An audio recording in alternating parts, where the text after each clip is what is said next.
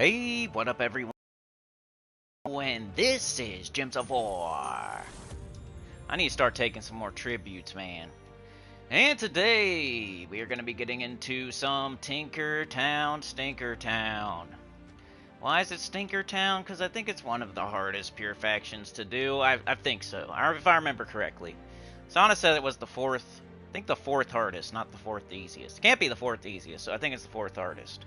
But we'll be doing high, mid, and low, so you can get your event done today quickly. You know, 15-20 minutes for 200,000 plus gold. Do the events the dev split in the game. You know the drill.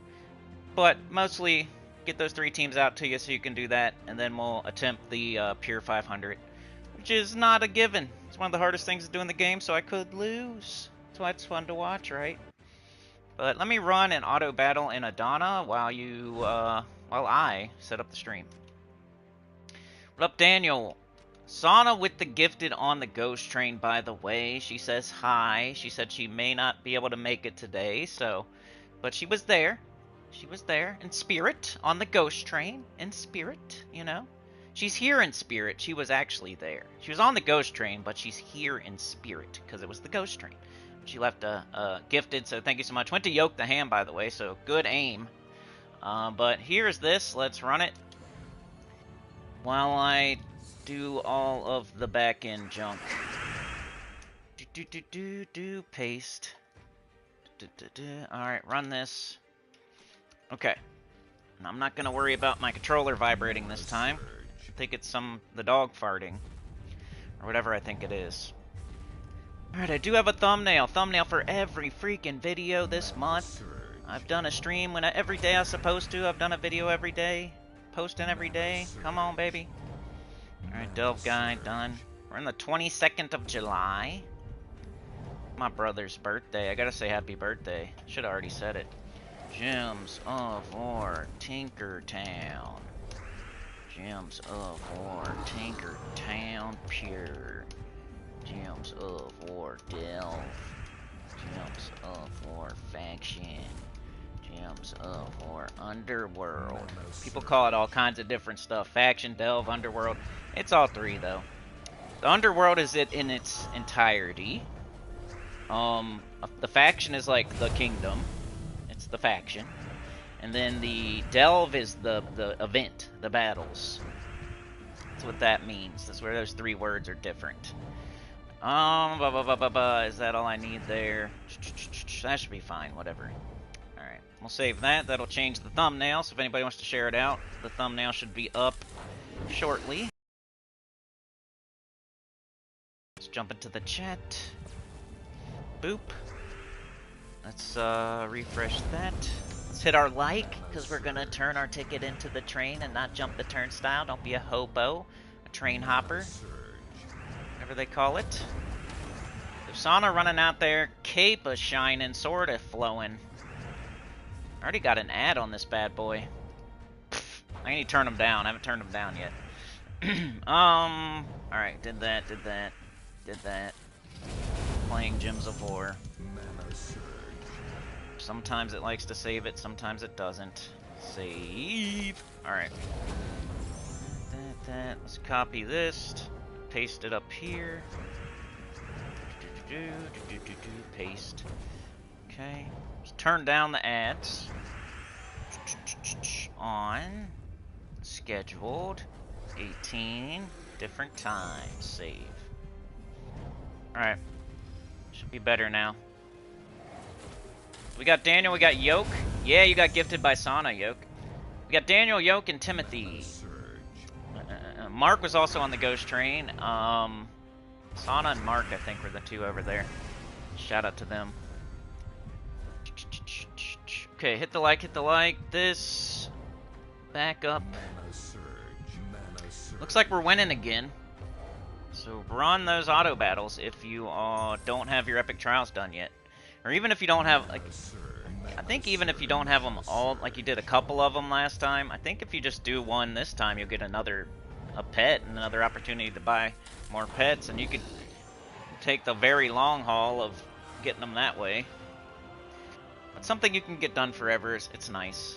Nice to have done. Where's my controller? Oh yeah, put it on the floor so it wouldn't vibrate and sound like My dog farting. There he is. There's Mark. How's it going? Hey, Jimmers. Jimmers and Jimmas. If it's just Jimmers, it's going to be a sausage party. That's okay. We like that. Nope, Sauna's here. Not a sausage party. Alright. Let's see. Let's do it. Tinkertown. Do I need to say it again? I like to say it, so, you know. I love saying it. Please do it. I'm just trying to help. It doesn't matter what you got done in the underworld. You could have nothing done. Well, if you have nothing done, I guess you wouldn't do it.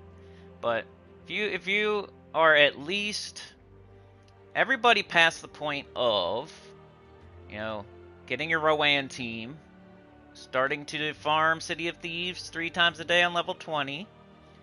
Maybe once you get your City of Thieves like Horde level 100 and your quality to 10, and you start getting Queen Beatrix and Gobtruffle and Mirashi Queen, and somewhere around there, like when you're starting to choose your second faction to go after, which isn't right away, obviously. So if you're above level 500, you should do your faction event every single Tuesday. If you're under 500, I get it. Maybe you don't have enough gems. Maybe you don't have enough time. Maybe you haven't upped your Horde level and quality yet. I don't know. But if you're ever level 500, I think you should do this every day. Even if you're level 3000 with all the delves done. I mean, of course, it's always a spectrum. If you're a super duper beginner, maybe you don't do it. And if you're a super duper in-game player, maybe you don't do it. But most of us, I'm not a super duper in-game player. So are you further in the game than me? Then maybe you don't do it. But if you're not further in the game than me, you should probably do it. So in between there. In between like level 500 and where I'm at. So if you're further than me, by all means, skip it if you want to. And if you're less than level 500, by all means, skip it if you want to. But if you're in the middle, you should be doing it today. You're missing out. It's a lot of gold. It's a lot of rewards. It's the event of the day. We're supposed to be on like a routine, like a thing, you know? It's our dailies. Let's get them done. So there's 3 different people, right? There's the person that's going to try to get it done for free. Sometimes you do have to spend this 30 gems, but you wait and see. You go to level 90, you do all the rooms, you go to level 90, you get all rewards. And 200,000 plus gold. So orbs, vault keys, all kinds of other stuff. Plus rewards for every room, plus rewards for every layer, plus over 200,000 gold. That's why it's awesome and worth it. And it only takes 20 minutes, 30 minutes, 45 minutes if you're slow. That's still worth it. Especially with all the cool stuff in the game these days that can kill it, you know, do these super fast. But yeah, most of us are going to try to do it for free, which you can get all 8 rewards, usually for free. Just go to level 90. And if you can't get it done for free, you'll spend 30 gems to get like the last little bit done, which is no big deal. 30 gems, that's usually it's at least 50. That's like super cheap. Then there's the person who doesn't have the weapon. So you're going to buy up to the weapon and then get the event done. Do all rewards, and maybe go even further because maybe you don't have any progress here. You'll have more turns and more potions and stuff, so it'd be a good time to make a little bit of progress. If you don't have the weapon, you probably don't have much of it done, so you might want to make some progress. The weapon's not good or anything, but it's the best time to get it, best bang for the buck, all that good stuff. And then there's people out there, maybe 1 or 2 people, who are doing pure 500 today. You buy up to tier 7, you buy it multiple times, and you plan ahead. You knew you were going to do it like a week ago, most likely. Your Horde level has to be up and all that good stuff. But let's go make some teams. I'm going to make them in the underworld because it's faster, easier, and I don't waste my turns. But it's still the same thing. You'll just use these teams in the faction event and do all the rooms. I'm just going to show you Tinkertown, wherever it is. Middle somewhere. Yep. I'm just going to show you down here because it's easier for me to do that. Here's our pure faction team. I should have ran this first. I'll go ahead and... I got Smashobot, Destructobot, Tink. I don't know. We'll take a look at it, you know. We got a new troop now, that Frog. I always look at these just to see... Because, you know, I could have done this a while ago, so maybe it's changed. But we'll look at it. But let's make our high-level team for getting the event done first. Starla's here. Timothy says, I'm quite new to the game, and this channel is amazing. Helped me out a lot. I love to hear it, man. That's why I do it. Definitely part of the reason why I do it for sure. You have to go spend $1,400 on tires in 20 minutes. I'll still be lurking while I travel. Dang, dude, that sucks. It'll be nice once they're on your vehicle, and yeah, must be some nice tires. Sucks to have to pay that much, but it'll feel good to get it done, right? Alright, let's look at this. So our high-level team just means we have access to everything in the game, and we're just trying to get it done as quickly as possible. We got yellow, we got red. Sounds like Chrysantherax Essentia with double Cafru to me. Pharaoh Cafru. I'll do a mid and a low if you don't like this. And Essentia, right? No, we can do Mirage Queen. Mirage Queen is red. Mirage Queen's always better than Essentia if you can use it. Because Chrysantherax is a elemental dragon. So you can 50% start it on dragon or elemental. So you want to do elemental if possible. There's your high-level team. Can't get much better than that. That's like the meta fastest team in the game right now, so let's go with, I don't know, yellow, brown, minus green, I think is what I do. And class doesn't matter because we are not using hero. But you could equip a class and get your class weapons. I think if you have Chrysantherax, you probably already have all your class weapons, though. Alright, let's just show a couple examples here. And we'll move on to mid and low. Mid is most likely going to be Tesla, because it's Adana week, and hopefully... Hey, maybe there's people out there that just got Tesla. Congratulations if you did. If you did open a bunch of event keys, let me know how many Teslas you got. Because I know people out there opening like thousands of event keys and maybe not getting the Ironhawk they're looking for. But maybe they didn't have Tesla, and now they got it, so it's still a good... You get Bork, you get Tesla, maybe you get Tina, like, it's still pretty good, even if you miss. That's why Ironhawk is one of the best things to use your event keys on, because even if you miss, you still get cool stuff. Alright, we'll just run it straight up the middle here, should be really fast. This will be a good example of how quickly you can get stuff done here with this team. Go, go, go, go, high level team. Get the event done, high level team. Make sure you do all the brooms though.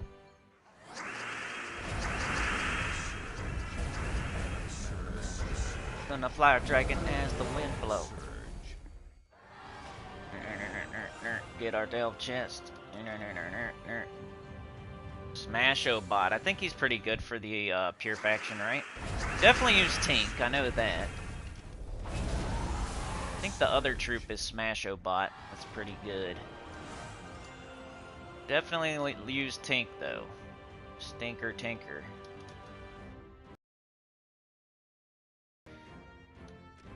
Alright, so once again, high-level team, just get it done as fast as possible. And get a bunch of gold and all kinds of other stuff for like 15 minutes of work.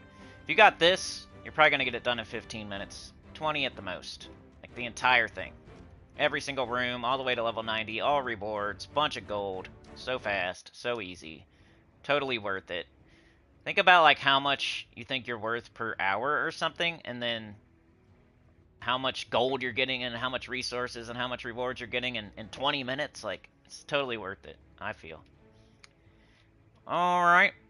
Let's go with a mid-level team. We got Tesla this week.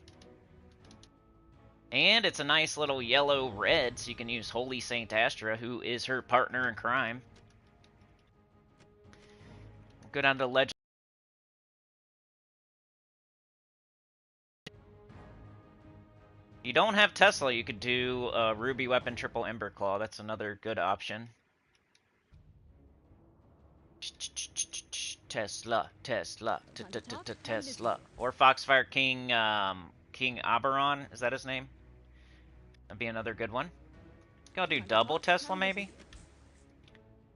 Let's go ahead and use the wand. We haven't used it in a while. I've had the wand for a while now, and a lot of the times I prefer Essence of Evil for some reason these days. I like wand, it's still good, and it's still never the wrong answer. But, I don't know. Like, if you don't need the bless and the curse, it's almost better to use a color that, like, Tesla doesn't use green. I could use Essence of Evil, use green. Essence of Evil is good, it ties up the enemy team real nice, it has terror on it.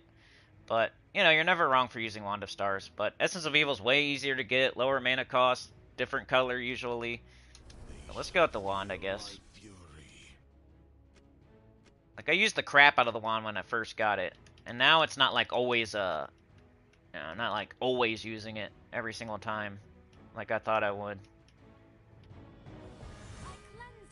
I like to put Wand here, because it can still catch purple, brown, green, yellow, and then Tesla can catch all of the blue and red. Like, in these early fights, I might even do this, just because I probably only need one Tesla. So some of the blue and red can, you know, leak down to the wand. As far as class goes, I would say go ahead and level up a human class. But if you want to know what I think is the best one to do, doesn't really matter, actually. I would probably just make myself human. Do like Plague Lord or one of those.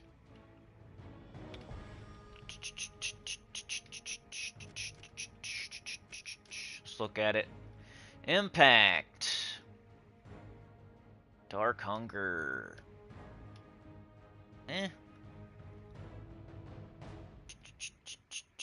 Dark Battle's 50% mana, but we're already going to be doing that because we're human. Barrier, Doomstorm, good barrier. Doing bonus purple, bonus brown. Either way, doesn't really matter. Fortitude. This would just be to level your Plague Lord. Or, I think there's, what's the other human class? Is it Rune Priest? Rune Pre? No, that's Dwarf. What is it? War Priest? The other human class, I always forget. War Priest? Yeah, War Priest, and this one is probably one that you don't have to 100. If you don't have all your classes to 100, this is one of the worst ones, so maybe you don't have it to 100. So this would be a good time to get some good class experience for it, especially this week. If you're using Tesla a lot and you're using it with Holy Saint Astra, 50% start your hero. Get some class experience for this crappy class. Maybe I will equip it, because I feel like people are more likely to be needing to level this one.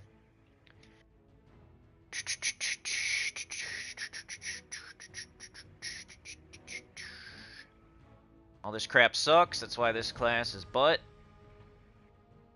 This class is butt. Come enraged on 4 or 5 gem match. We don't have... Alright, anyway, we'll just do War Priest just to level it. It's not like the best class to be doing with this team or anything like that. But it's human. It makes our whole team human. And Holy Saint Astra can 50% start us, where War Priest doesn't normally get a 50% start. So it's a good time to be leveling it. In blue. Then it doesn't really matter which color we minus. Alright. This looks good. Tesla team. You could use one Tesla if you want. We got red and yellow, so you could do like Harpy Mage. Just to get up your Tesla, like have 3 things just getting up 1 Tesla. You could do Ruby Weapon with Tesla. And then have Harpy Mage. It's kind of what I would want to do. I already got this one set. Yeah. I think I would like that one better. Do Ruby Weapon with Harpy Mage. But I already got this one here, so let's run it. I always forget that I could use the Ruby Weapon with Tesla, or I think it's mostly Tesla that I forget. Like, oh yeah, I could have used the Ruby Weapon. Have true damage and true damage.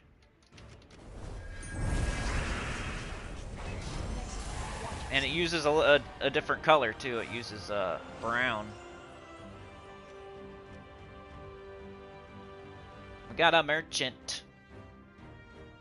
I will take that Imperial D. I think I'm gonna start buying these. It's about that time. It's only one for 250 gems. You see how much Imperial Deeds are worth? It's nuts. I got one for 250 gems. Jeez. Tesla getting up right away. Just knocking everything down. I think most people will be using this, unless you have Chrysanthrax. When I say Tesla's just a nipple hair weaker than Chrysanthrax. Like, not... I wouldn't even be mad. Some people get so mad that, oh, I didn't get Chrysanthrax or Stellarix or whatever. But if you have Tesla, like, you're still good to go. The jump from, like, Rowan to Tesla to Chrysanthrax, it's not like... Rowan is so good that it's still awesome even if you don't have Tesla. And then Tesla's so good, it's still awesome if you don't have Chrysanthrax. Stellarix is still so good that it's awesome if you don't have Chrysanthrax. Like, there's some good troops. Like, those are all really good troops. And you're just kind of upgrading a little bit. You're using the meta. Min-maxing. Going from Tesla to Chrysanthrax is like min-maxing. It's not like some crazy, like, oh, I'm gonna go get a rope because I didn't get Chrysanthrax. But if you have Tesla, you're good. You're still good to go. Like, anyway. Just trying to make people feel better out there. If you don't have it, it's fine. This game isn't all about mythics. Mythics are good, and they're some of the best troops in the game, but mythic mostly just means it's rare. It's hard to get. It's rare. It doesn't mean it's better. Tesla is better than tons of mythics. Like, Tesla is probably... Who knows, dude? Like, Tesla's probably better than at least 75% of the mythics. Don't feel bad if you don't have, like, those bottom 75%. No big deal. There is a team you could use to get through this event super duper fast today. Like a blink of an eye and you're done. Showed the team code, right? Boop, boop. There you go. Alright, low level team. What are we going to do? Let me check on the chat too. See what y'all are saying. What are y'all saying?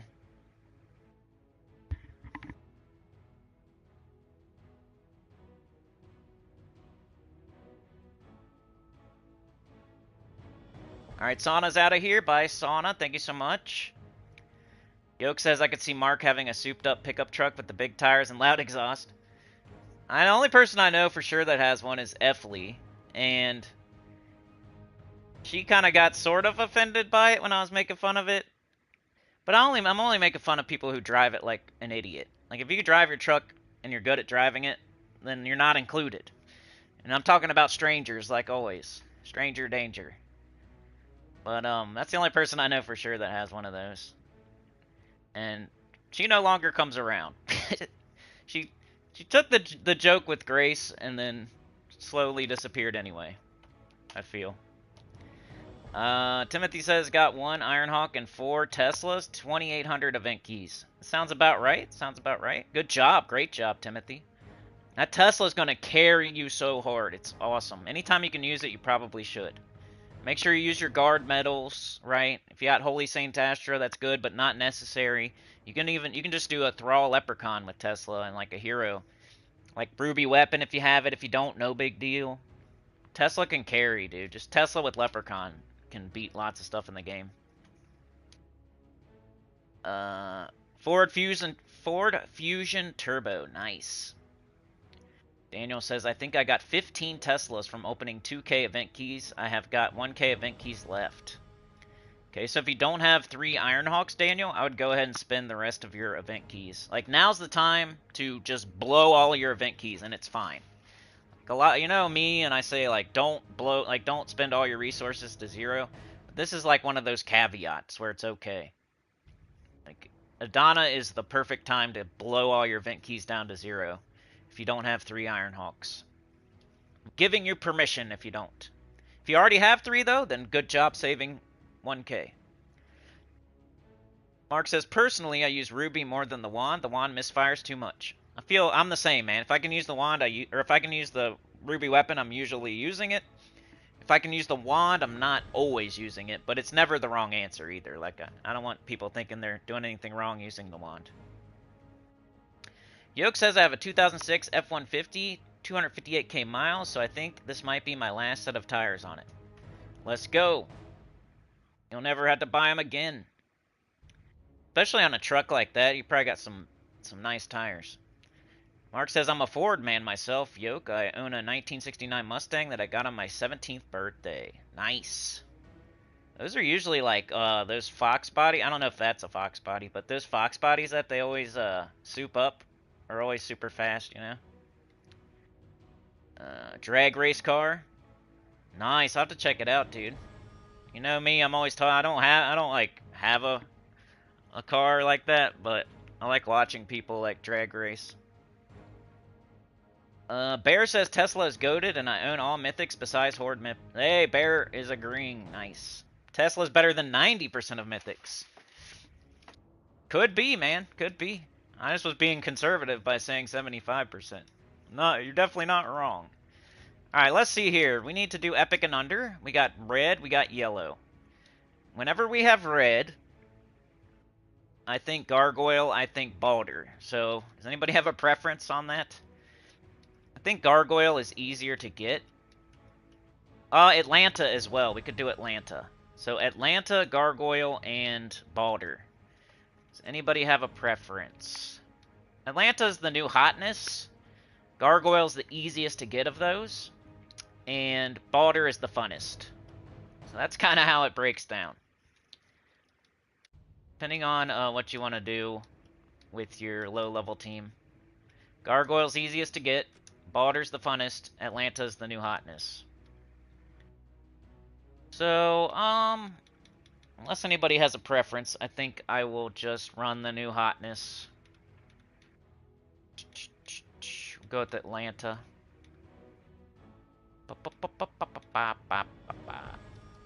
Go with the bald man? Alright, you got it. Balder. You just do triple. It's easy. Might be the hardest to get out of the three. Because it is an epic, and you kind of need 3 of them. But let's do it. It's the funnest. And then weapon, you just need a blue weapon. Any blue weapon that mana generates. I like to do Osha's Tome. If you don't have that, Jar of Eyes. If you don't have that, Wand of Stars. Just any blue weapon that mana generates is fine. Especially an Explodey. Put that on top just to get it up faster, to get up the borders faster. And you go with Titan, because you can 50% start your whole team.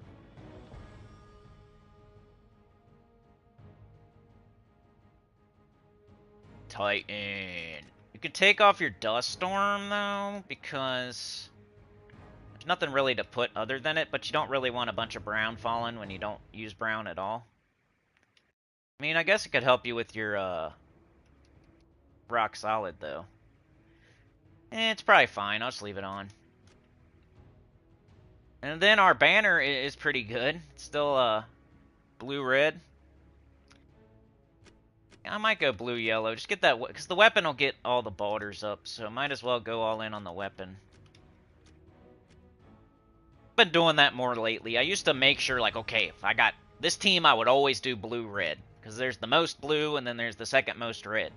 But recently, I've been doing, okay, whatever color has the most, I'm definitely going to double that. But sometimes I'll go all in on my weapon, because the weapon's whole purpose is to get up the whole team.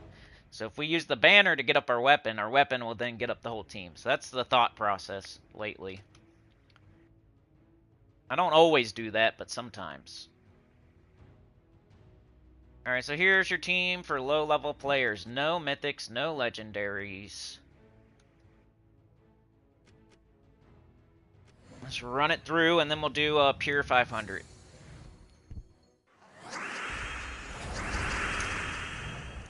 Okay, we just gotta get up our weapon.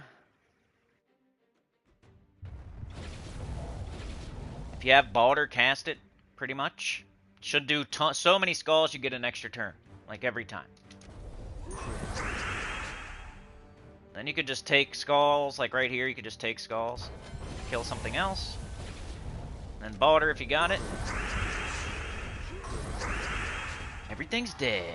Like Atlanta might be slightly faster. Even Gargoyle might be a nipple hair faster than this, but I don't know. If I ran Balder versus Gargoyle, I think it'd be really close. But Atlanta would probably take the cake for low level. If you want to just get it done as fast as possible, do Atlanta. Which is usually what you want to do these days. There's so much to do in the game that you can't be fiddle farting around. That's why I emphasize not doing this, but make sure you do that, because there's only so much time in the day, and there's so much to do in the game. Every day.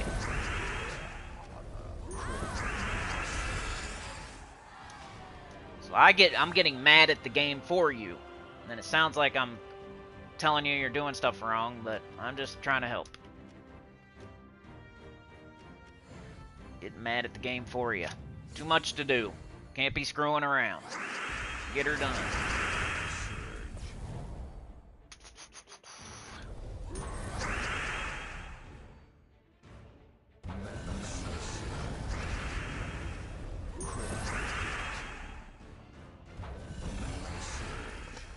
We almost got that elusive 8.3, y'all. I think we've secured the 8.29 now.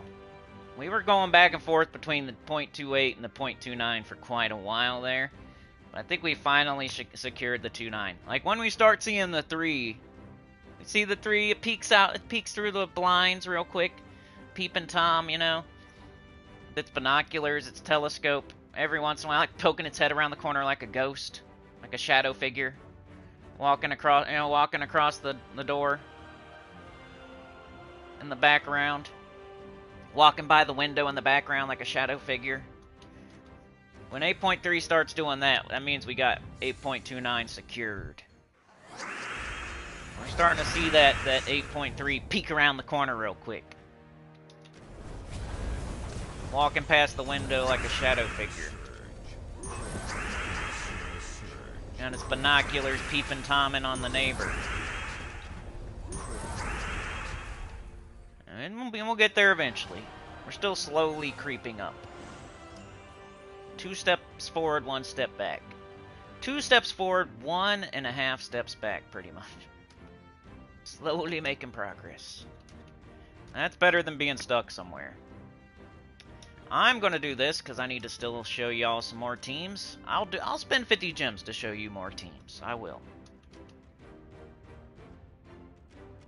Alright, so there is the low-level team. But remember, you can use gargoyles. I would do something like Mountain Crusher, Gargoyle, Gargoyle, Harpy Mage. Or Mountain Crusher, Triple Gargoyle. Or you can do Atlanta. If I was going to do Atlanta, I'd probably do Mana Generating Weapon, whatever you got. Mountain Crusher, Reflection of Good, Essence of Evil, Explodey Weapon, whatever you got. Atlanta, Harpy Mage, or something like that. So your weapon and your Harpy Mage will get up the 2 Atlantas.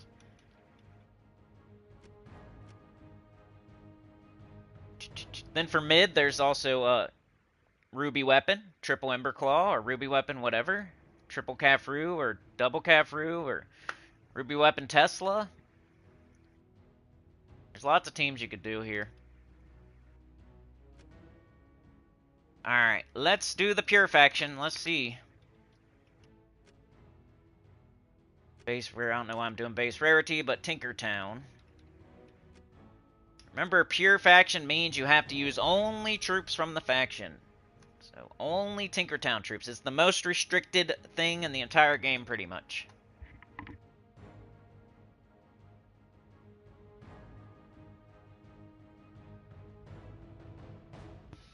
You're in lurking mode, Yoke.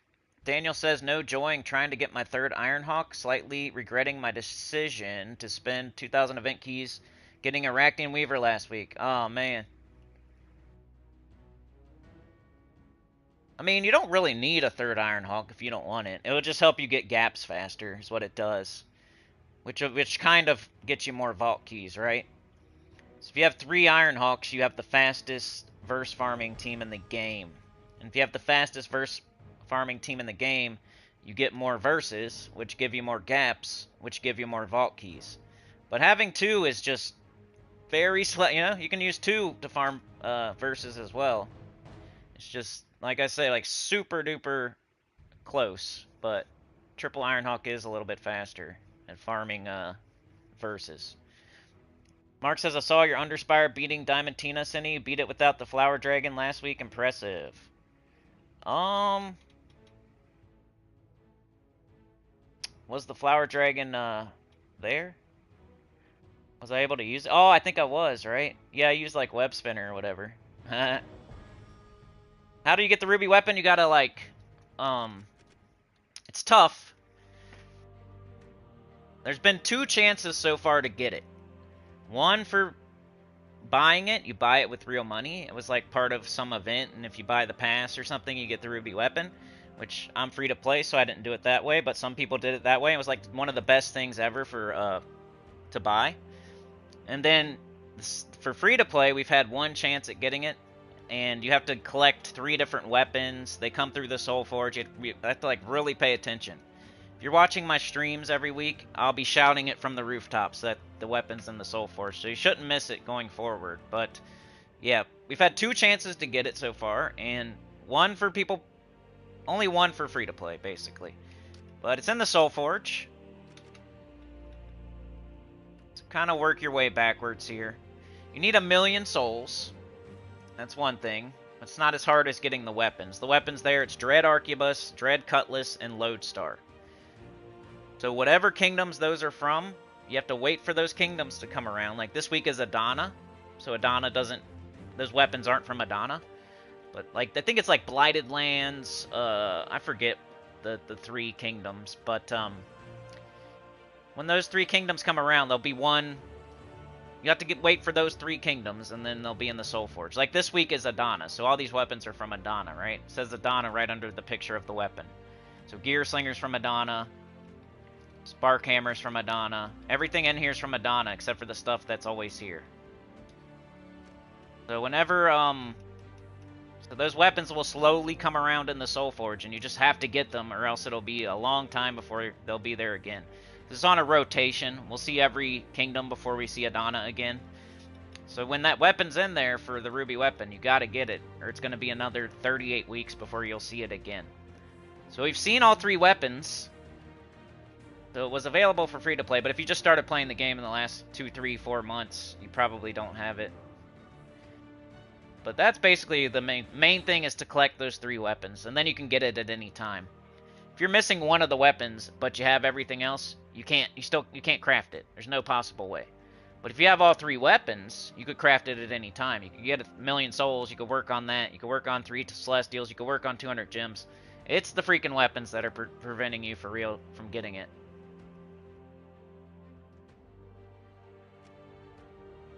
I wish it would let me click on the weapons, but it doesn't. Oh, there we go. Kinda.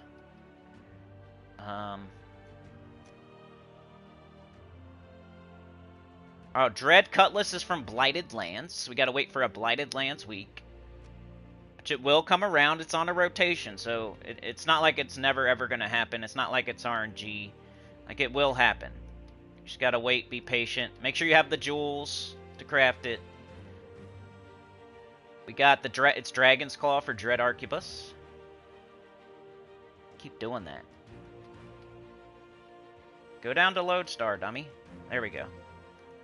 This one is Broken Spire. So Broken Spire, Dragon's Claw, and Blighted Lands. So those are the 3 kingdoms you're looking for. Just make sure you have the freaking jewels, please. You need blue jewels, yellow jewels for this. You need red and blue for this. And you need purple and brown for this. So you need a little bit of each color jewel. And the jewel usually costs what, like 400 or so, maybe? And make sure you have like at least 400 of each jewel. If you see like one of those kingdoms coming, you know, if Blighted Lands is coming in 3 weeks, don't be spending those 2-color jewels. Or if Dragon's Claw is coming in 3 weeks, don't be spending those colored jewels for that weapon. Or you don't want to miss out because of something dumb like missing the jewels for it. That's how you get it. You probably haven't done anything wrong. You just haven't seen those weapons yet, probably. Yeah, the one without commentary. Yep. Daniel says I've been waiting for Blighted Lands for months and months. The day that comes around is the day I get the ruby weapon. Nice. Well, at least you know that. Go check out the Blighted Lands weapon and make sure you have the jewels for that weapon, though. Classics here.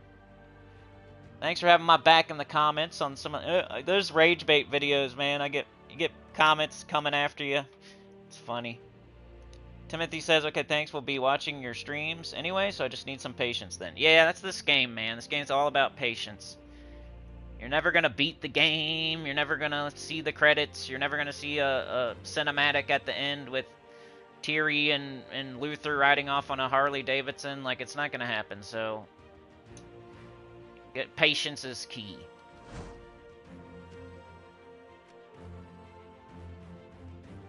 Alright, let's go get our pure faction done, because it could be tough. I mean, I'm going to attempt it. If I lose, I probably won't do it again, but I like winning on stream, so I'm going to try for sure.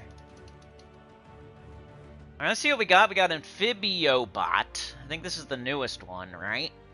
Pull an enemy to the front and deal damage to them. Boosted by my armor, there is a 15% chance to self-destruct. So I think that's the gimmick with this one, is that every troop you have has a 15% chance to self-destruct. So your entire team will be different by the time you get to the last fight. Usually, you know? I don't know, this one doesn't seem like super awesome or anything. I like that it's boosted by armor, but 2-to-1 ratio. Whoops. Destructobot. Deal damage to an enemy with a 50% chance to deal triple damage. There's a 15% chance to self-destruct. Tectobot. Give all other allies a quarter of their mana. Create 7 red gems for each enemy with full mana. It's kind of fun if you wait for the enemy team to have full mana, and then you keep casting this over and over and over and looping. Kind of a strat. You got explode all red gems. Deal damage to the first enemy. Boosted by my armor. I think we want this guy, at least one of this guy, and at least one of this. Give armor and life to all allies boosted by red gems. Summon 1 to 3 Tinkertown bots. Electrostorm. So we got our summon. And both things need red. I think I'm going to use this. Now it's like, which one do we double up on? This or this? Play it super safe and have 2 summons. And this thing doesn't self-destruct. It's the only one that doesn't self-destruct. But it also doesn't do damage or anything. So we either play fast and loose and try to win more fast, you know, like quicker, with 2 Smashobots, or we try to play it safe with 2 Tinks. The Smashobot's going to turn into something else anyway, I feel.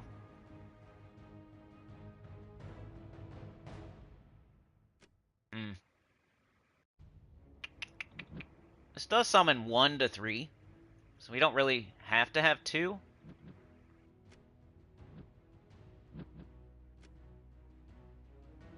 I think I'm going to try 2 Smashobots.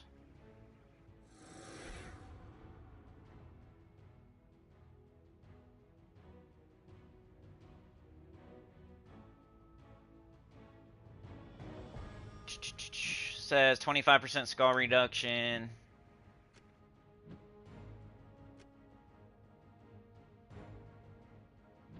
Sucks has a 15% chance to self-destruct, so you can't really loop forever on it. Keep doing it and doing it and doing it. It's like you're almost trying to self-destruct. Alright, banner. Usually just Tinkertown banner, but I don't know. Let's go look at it.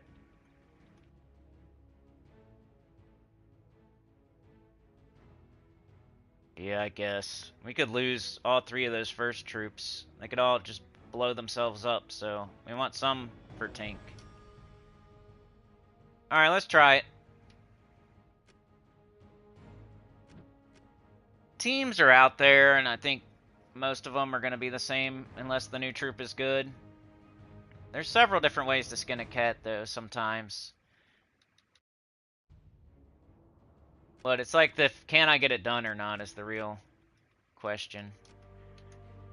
What do we want to use here? I just Nishas? I never use Anu for this because it's such a long fight that the Anu's only good for the very first turn. And you have Enchant, you got Explode. I don't think it helps so much to use Anu on really long, hard fights like this. Alright, let's see how it goes, y'all. Pure 500. One of the toughest things in the game. There's some rabid pokes out there, yep. You've been playing for one and... Yeah, okay. So yeah, there's no way you would have Ruby Weapon yet, so don't feel bad. It's one of the best weapons in the game, so it'd be like you having Chrysantherax, you know? It'd be like you having Stellarix or something crazy. Like, it's the best damage-dealing weapon in the entire game, so not having it, something to work towards and to look forward to and stuff like that. Ruby Weapons, Ulgoth, Maelstrom Dagonath, Chrysantherax, Stellarix, those are all, like, things to work towards and...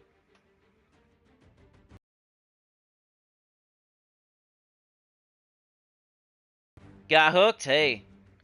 I think if you start to get burnt out on this game, starting over and doing a new account playthrough is it's really fun. So the beginning of the game is pretty fun. You're just opening a bunch of stuff up. You don't have everything yet. You have to use different troops and you're working, you know what you're working towards at that point. If it's your second playthrough, you can do it faster and better. Mark's hooked as well. Bear says, I just have a vivid image of Tiri and Luther riding off into the sunset on a Harley, and it's hilarious because Luther definitely fits the biker. Mimic Mythic, nice. Good job. Congratulations. Didn't she do something else pretty cool recently, too? I meant to say good job on that, too. Forget what it was. Did she get, like, Chrysantherax or Stellarix or something, or Diamantina or something like that? Chad got his 5th one. Yeah, that is crazy. Lester had 23 Horde Mimics at one time, but he disenchanted most of them. To me, that's kind of like boons, but it's all good. Yeah, it still shows like how lucky. It's still a cool flex. Oh, I don't think we need Tink, so I'm not gonna take yellow unless we have to. I think red is smarter. Alright, we got the Smash-O bot. We cast it. It could self-destruct, but we kind of got to do what we got to do here. Boosted by my armor. I mean, now's the time to do it. We got all of our armor. I think we just keep doing it. Especially while he has all of his armor. Let's take this green. It's red. Do it again. Gotta kill. Take skulls, I guess, because we can't self-destruct off of skulls. You want to keep our team together? Skulls would be good.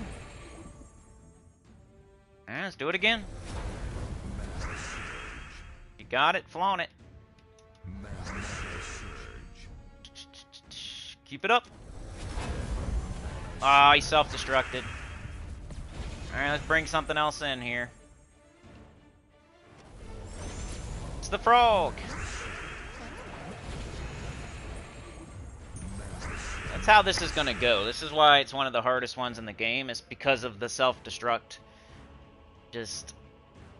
I can say, like, use this team, but your final battle could look completely different than mine. And it's super RNG.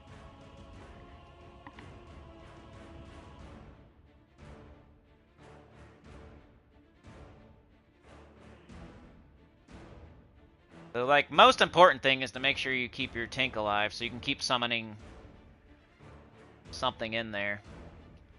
Alright, we got the frog. It's got a lot of armor. We could pull an enemy to the front. Really matter who? Not really.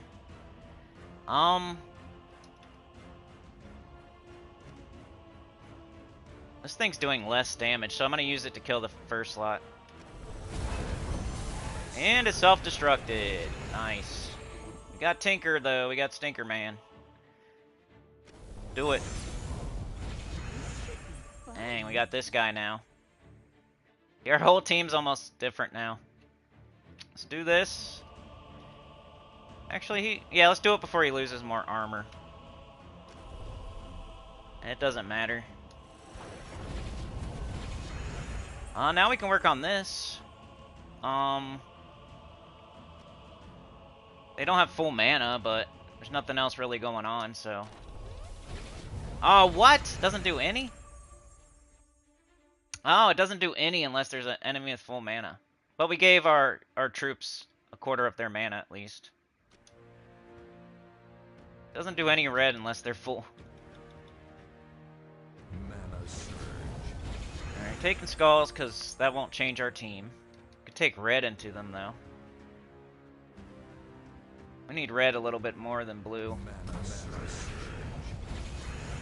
Alright, this guy does a 50% chance of dealing triple damage.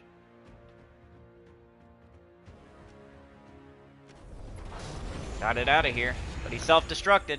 One thing you want to do is make sure you have a full team before you win the fight.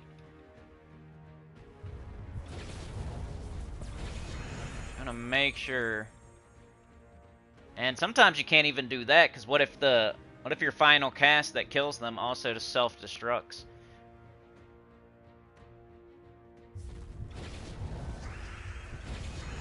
Let's cast this thing while it has armor. Oh no! See, it looks bad, but it's not so bad. We could summon 1 to 3. B, we don't want to lose our Tinker Man.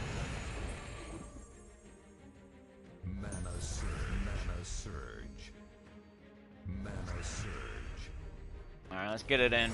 Alright, we got 2. It's all good.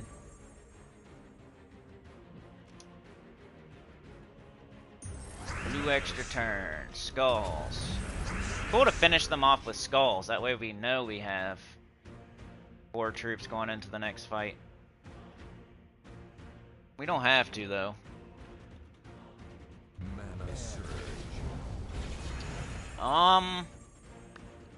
Should I wait on skulls or not? Don't self-destruct, please. Nice. Alright, first battle done, and we already have a completely different team. As long as you got your stink. Looks like we're just going to go right up the middle. There's no other way to go either. There's no options here. Like, going this way, no reason to do that. Going that way, no reason to do that. Going over here, no reason to do that. You're going to do these 4 fights. Beg for Mercy's here. Diamantina and Stella, and his 500 Dragonite from Chrysanthrax. Nice. Congrats. Beg says, was this the pure final battle that took like 1 hour? Oh no, I hope not. Frog helped me get Tink up from the bottom. After that, just whittled them down. Smart. Mark says, I played the ultimate sweaty wrestler team in PvP last night. I was in purple and had a string fiddler, Princess Fizzbang, Priest of Nilbog, and Rockstabba. I was laughing. You can't beat it. I know, man. I hate those. It's no fun. And it's not like they're killing you either. Sweaty wrestler teams don't even really kill you. They just make it annoying so you retreat. Those are the ones I hate the most.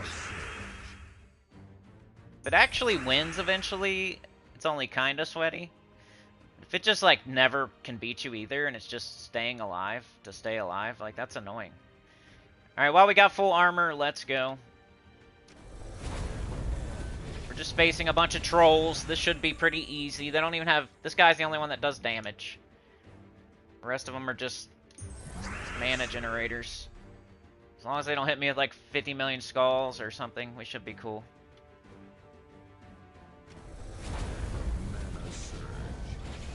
Pretty easy second fight. We just need to get out of here with 4 troops and not lose our stinker.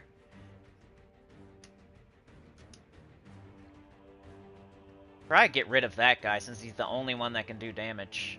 But I can't really target him unless I use this. I can pull this to the front. Yeah, we should pull the Cyclops to the front. That's what we should do. Now we'll hit him with our Smash-O-Bot. Go ahead and summon something in, I guess.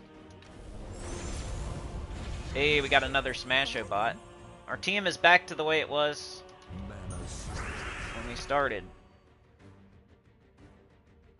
They don't have full mana, so I'll do this. 3 skulls. Let's do this again. Alright, I got rid of their only threat. Now all I have to worry about is skulls. And they can't kill my stinker because they're going to be doing skull damage from top to bottom. None of these do damage, so I think we're pretty good here. Just make sure they don't get skulls is all. Somebody just honked. I am waiting for a delivery.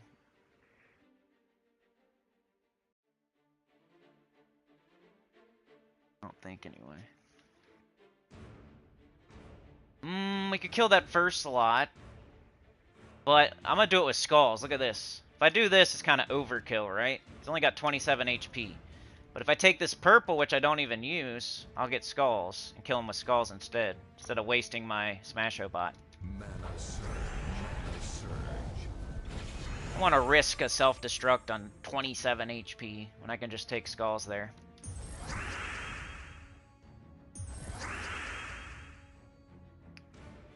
Okay. Do our Smash-O-Bot. No self-destruct. Nice. Do our other one. No self-destruct. 3 skulls. Blue extra turn, yellow. Okay, let's kill it. Could kill it right now. I guess we just do it. Like, we're not gonna get skulls.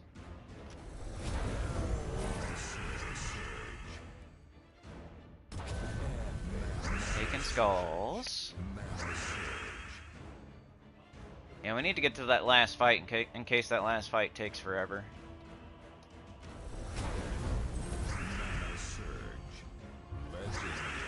Legendary. Alright, good. Perfect. We got the team we want. We got 4 troops. Heading into the third fight here.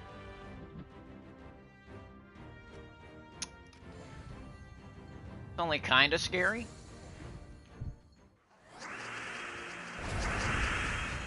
Once they start, you don't get a turn. None of them do damage. It's hilarious. Oh, it's one of those, dude.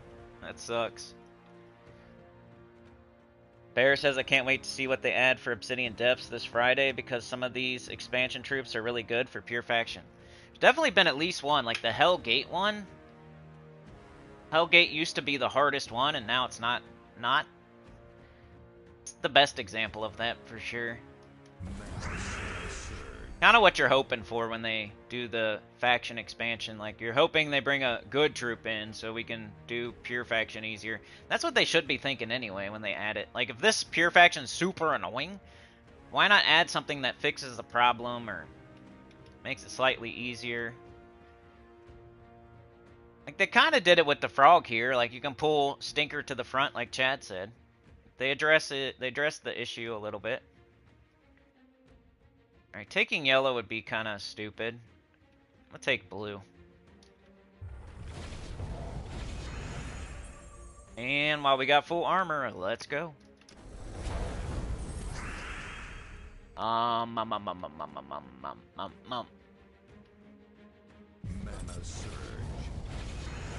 Keep it up.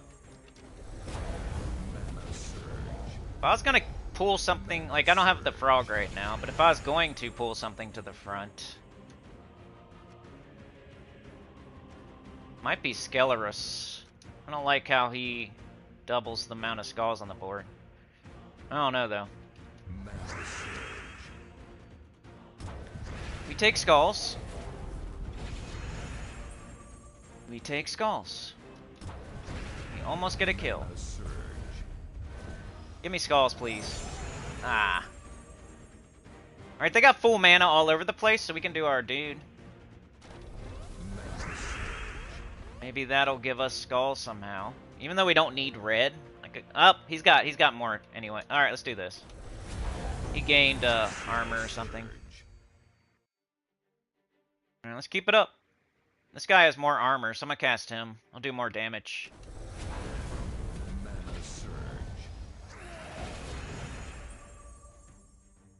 We could get the second one up. Let's do this first. Mana surge. Okay. Do this again. Nice, got rid of Wraith. See, that's what I'm scared of a little bit.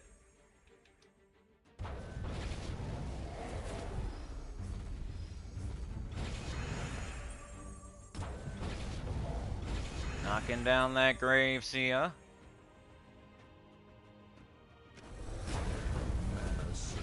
Almost there. Got it. Right, just survive this. Come on. I could give our first slot life. How much does it do? 110. It's not enough to survive a skull hit, though.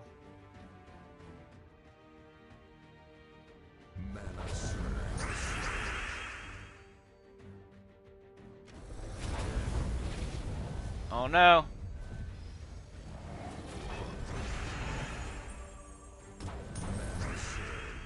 Let's summon before... Let's summon. We'll get skulls still, I think. I want to summon before I kill it. Nice. It's working out so far. The main things here is make sure your Stinker Man stays alive, and try to make sure you have 4 troops before you win the fight. And then, like, this guy's good to cast when something on their team has full mana, or multiple things on their team have full mana. Pretty much it, really. The frog, if you have the frog, you wanna pull the worst enemy to the front, because your Smash-O-Bot hits the worst enemy in first, or if you have the frog, you wanna pull the most dangerous enemy to the front, because your Smash-O-Bot targets first slot, and your skulls target first slot, so you can get rid of that thing. But we don't have the frog right now, so we're gonna have to probably get one.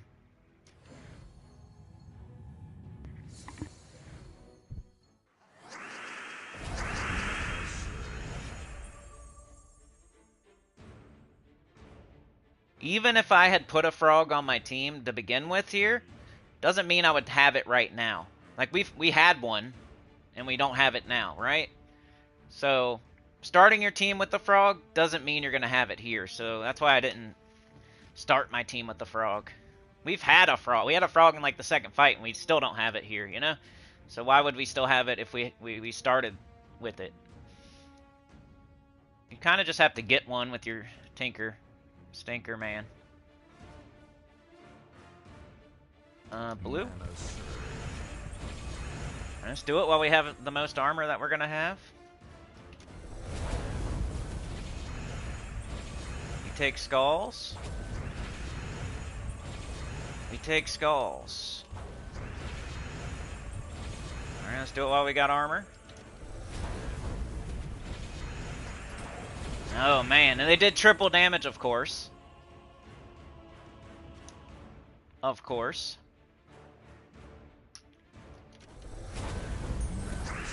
Working on that first slot. Alright, that's kind of good, actually. He was almost dead anyway. Might as well go out with a bang by shooting them. Now we'll do this. Hopefully get a frog. Nice. That's what we want. Now we got to use that frog to pull their stinker to the front. That's all we want. It's got to at least do that. Let's kill this thing. Aw, whoops. I pushed the wrong button. I meant to do that.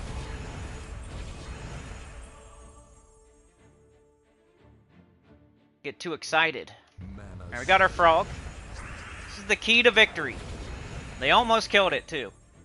Alright, pull them to the front. Otherwise, you're going to be at this fight for hours and hours and hours and hours and hours. So, get a frog and pull that dude to the front, like Chad said.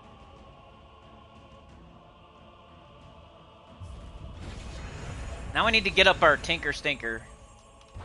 To be our main priority here.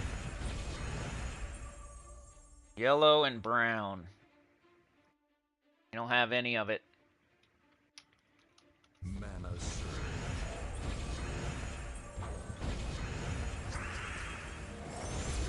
He's gonna summon, but at least we can kill him now. No big deal. We're gonna get rid of them, and then they can't do that anymore. And they might even self-destruct. That's the cool thing about the... We self-destruct, but so do they. So once we kill their summoner, they might just wipe them own, self-delete. Get lucky, they might just self-delete. Let's cast the frog before it dies. Alright,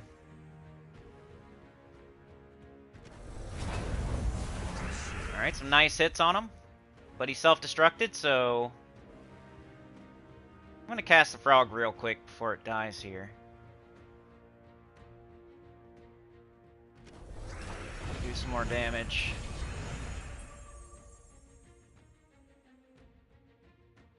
So this one did get easier because they added the new troop. Alright, let's summon.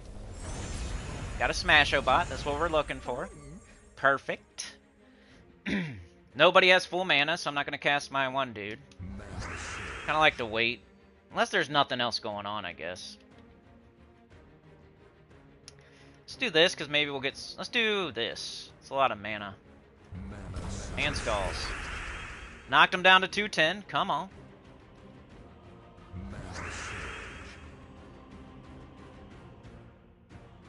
They should... Like, if Hellgate is still listed as one of the hardest factions, they need to reevaluate that. And if Tinkertown is still listed as one of the hardest, I don't know about that. Like, it definitely got slightly easier with the frog. Slightly. It's still a bunch of RNG, self-destruct, will you get a frog or not type of stuff. So it's still decently hard, but it's gotten easier. So hopefully they're, like, reevaluating their list as new troops get added. It's not my list. It's somebody else's list. And it was it's been mostly accurate, but I don't know if they're keeping up with it. That's what I'm saying. Let's do, will this kill? Not quite. Well, maybe. Yeah, it kills. Let's do it. Alright. I think we win now, pretty much. And they could self-destruct too. Like, we might not even have to kill them all the way.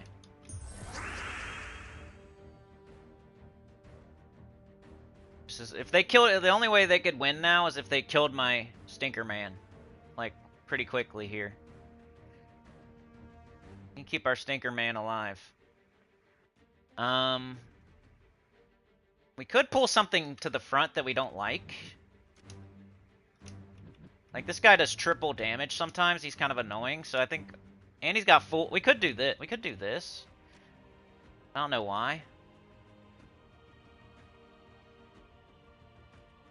Let's pull Stinker. Let's pull a triple damage dude to the front. Alright, they hit my Stinker Man. That kind of sucks, but... At least he didn't do triple damage, right? Let's summon. Got the frog back. Coming back in with full HP, full armor. Start hitting this triple damage dude.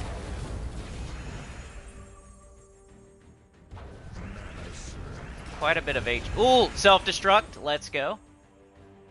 What we're hoping for.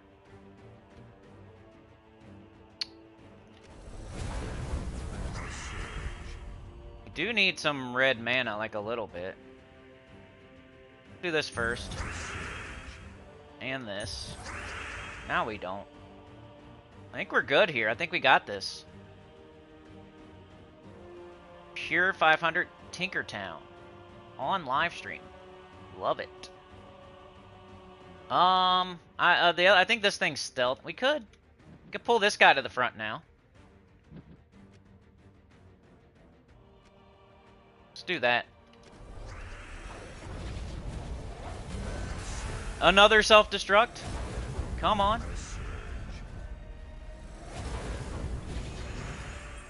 Every time that enemy casts, they could self-destruct.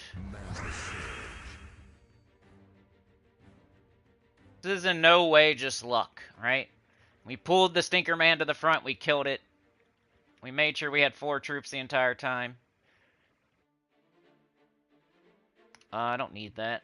Let's do this before it dies. Super close. And we could just get a new one, right? Alright, it killed that. That's fine.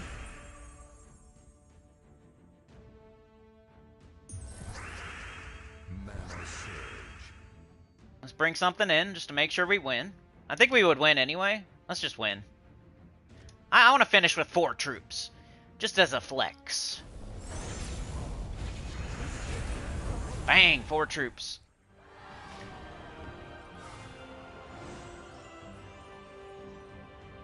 Alright, that was as hard as it gets in this game, you know? It's up there. Level 500. Using only Tinkertown troops. Finish with 4. That's your pure faction team. So I definitely think this is the way to go now. Now that I've done it and it was not that bad. Smash-a-bot, Detectobot, Tink. Just don't lose your stink. And you'll be okay. Always summon in. If you lose anything, summon it. Summon right back in. And then get them up again. Summon. Just keep summoning stuff back in.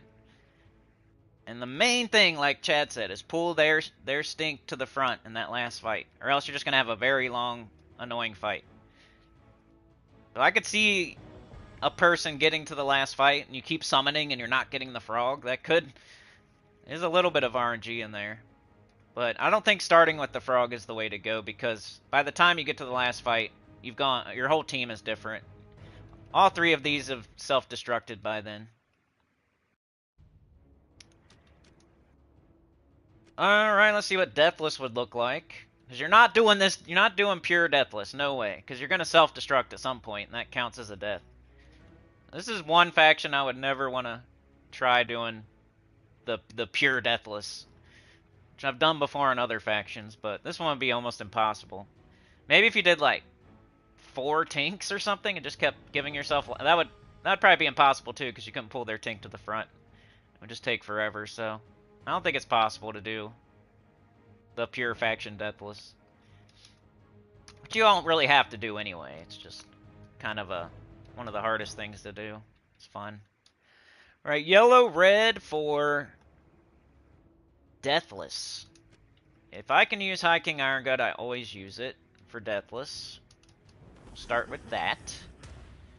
Our mana generator is probably going to be Harpy Mage. Let's go get that.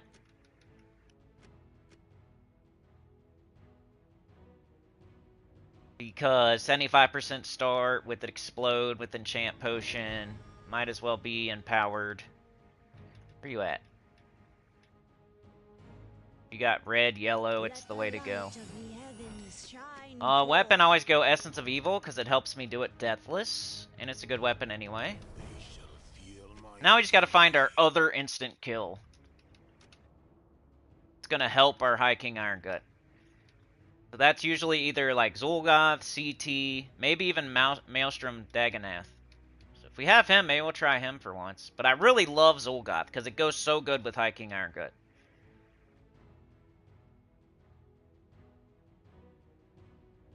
Alright, he's not here anyway, so...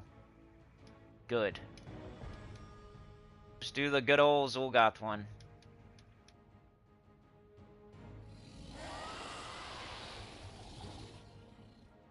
there you go.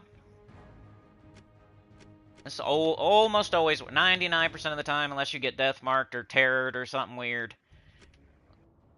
This works 99% of the time. Banner is usually this, I think. It's fine. Class Elementalist, just a triple make sure you get it done. Deathless. Could even use the Mirage Queen on the bottom if you want. You'd 50% start your hero. I think I'll stick with Harpy Mage.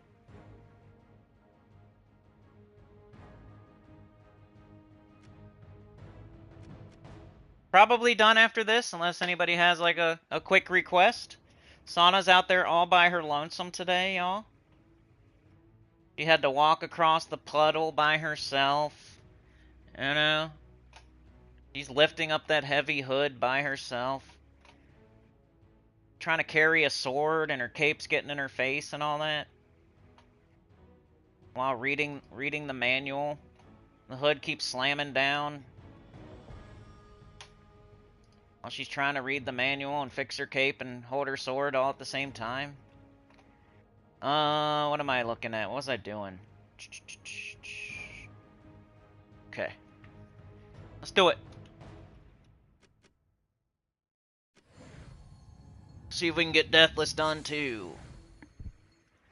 Level 500. There's tiers to like the hardest stuff in the game. Epic Trials, like the hardest Epic Trials fights, is up there. Especially certain kingdoms. It's one of the hardest things to do in the game. Pure 500 is up there as well. One of the hardest things to do in the game. Deathless is like a like a tier a little bit under that, but still one of the harder things to do in the game. Kind of like the 7th Dragon and the Underspire type of hard. Maybe the first Epic Trial fight type of hard, 2nd, 3rd fight type of hard. Maybe like Guild Wars PvP. Guild Wars is up there too. Like the final fight in Guild Wars, like Chrysanthrax. That's maybe I should make a video about that. Pick up these ideas. I'll write it down on here.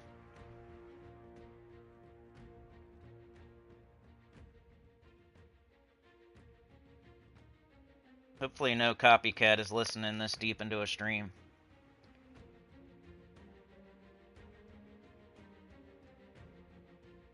Succubus Queen.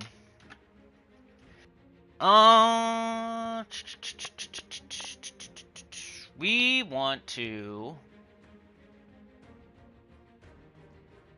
get up hiking Iron Gut or the weapon. Let's take Skulls. I don't want to get hit this early. And I still did.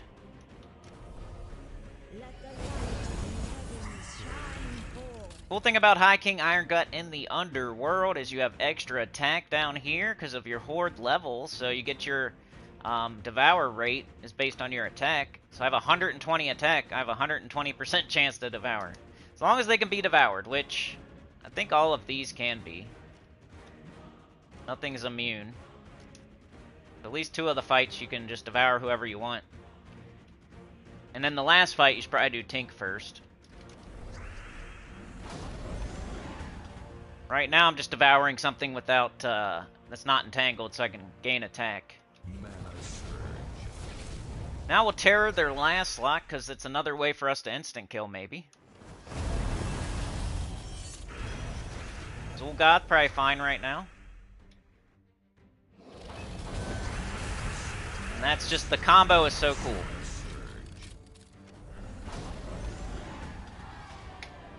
Hiking Iron Gut, pretty much automatic instant kill. Zul'Goth, automatic instant kill that puts a bunch of skulls on the board. The Hiking Iron Gut just devoured, got a bunch of attack, uses those skulls. It's like 3 instant kills in a row, just real quick. And then you got Essence of Evil who can terror, maybe instant kill as well. And then as far as like safety, I usually do Orpheus medals. I don't know if I have those on, but Orpheus medals, Essence of Evil, can tie up whatever you want on the enemy team, and then Elementalist. So just like everything about this team is built for doing Deathless 500. Only way they can get you is like a quick death mark or quick terror. Or like a bunch of cascaded skulls, like really fast, I guess.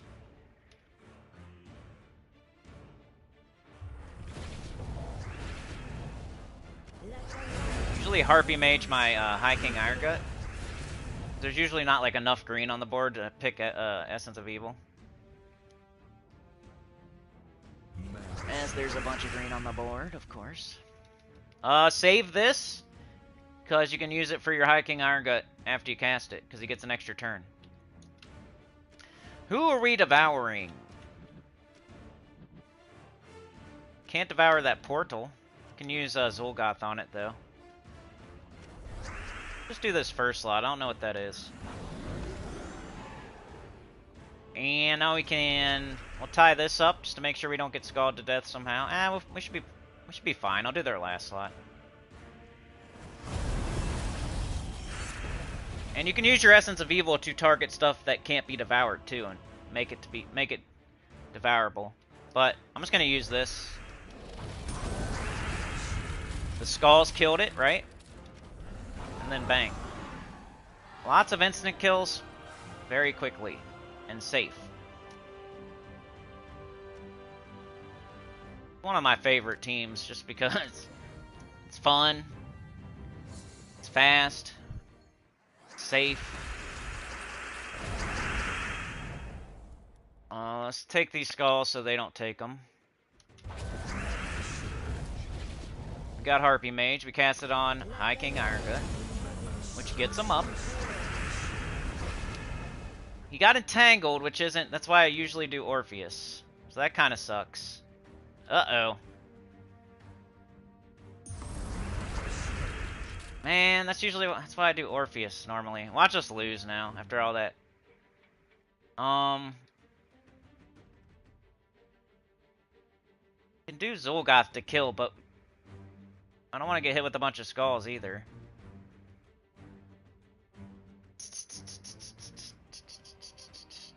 If I take this, are they gonna...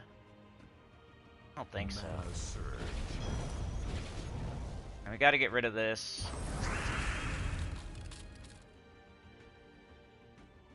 I need to tie up their first slot here. Oh, good. We got cleansed. Alright, we need this Devour.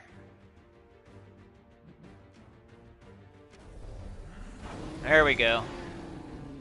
That's why I do. That's a good example of why I do Orpheus right there. Getting your High King Iron Gut entangled is not what you want, because then you can't Devour.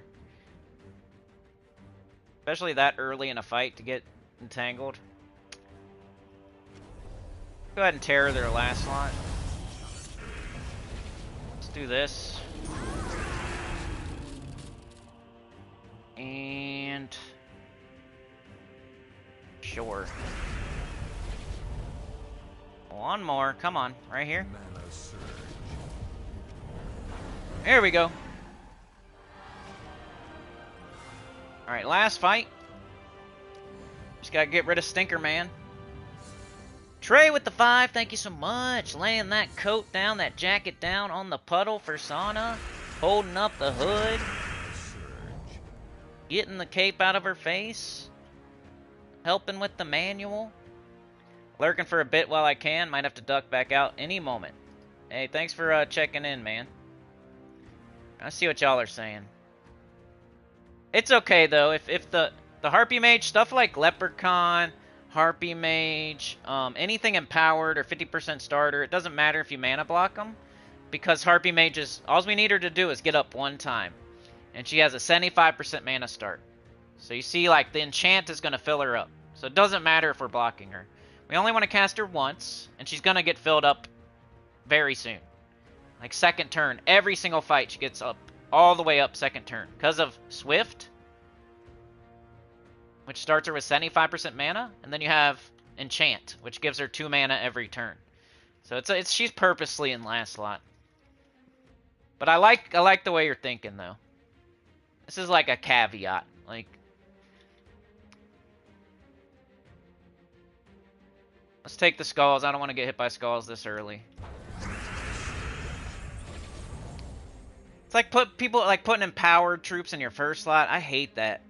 I saw people doing that and losing fights. I think there's a time and a place for it, though, every once in a while, but I almost never do that. My empowered troop is you're like hoping you have alignment on first turn to get up everybody else super quick so you can win the fight super quick. You're not trying to get that troop up multiple times, so why does it need to be, like, have mana? I get it if you're like sacrificing it as your first slot after it does its thing, but most of the time I don't know about that. Didn't seem to work perfectly.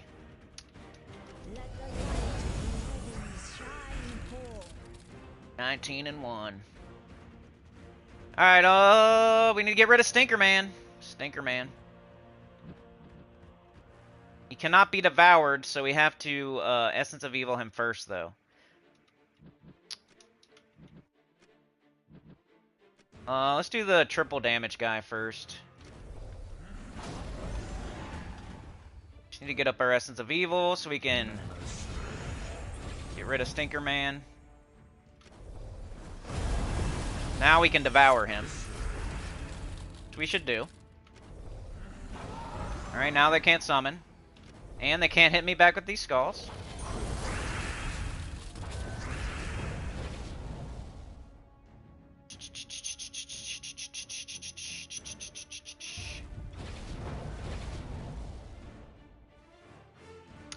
Green would be nice.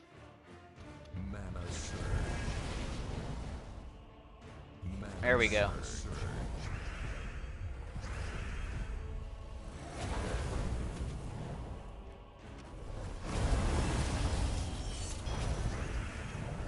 Did it! Didn't take any deaths. Got it done quickly. On the hardest, highest level. 500. Brrr.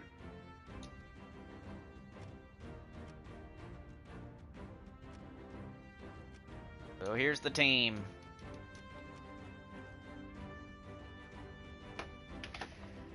Let's see. Busy day at work, Trey?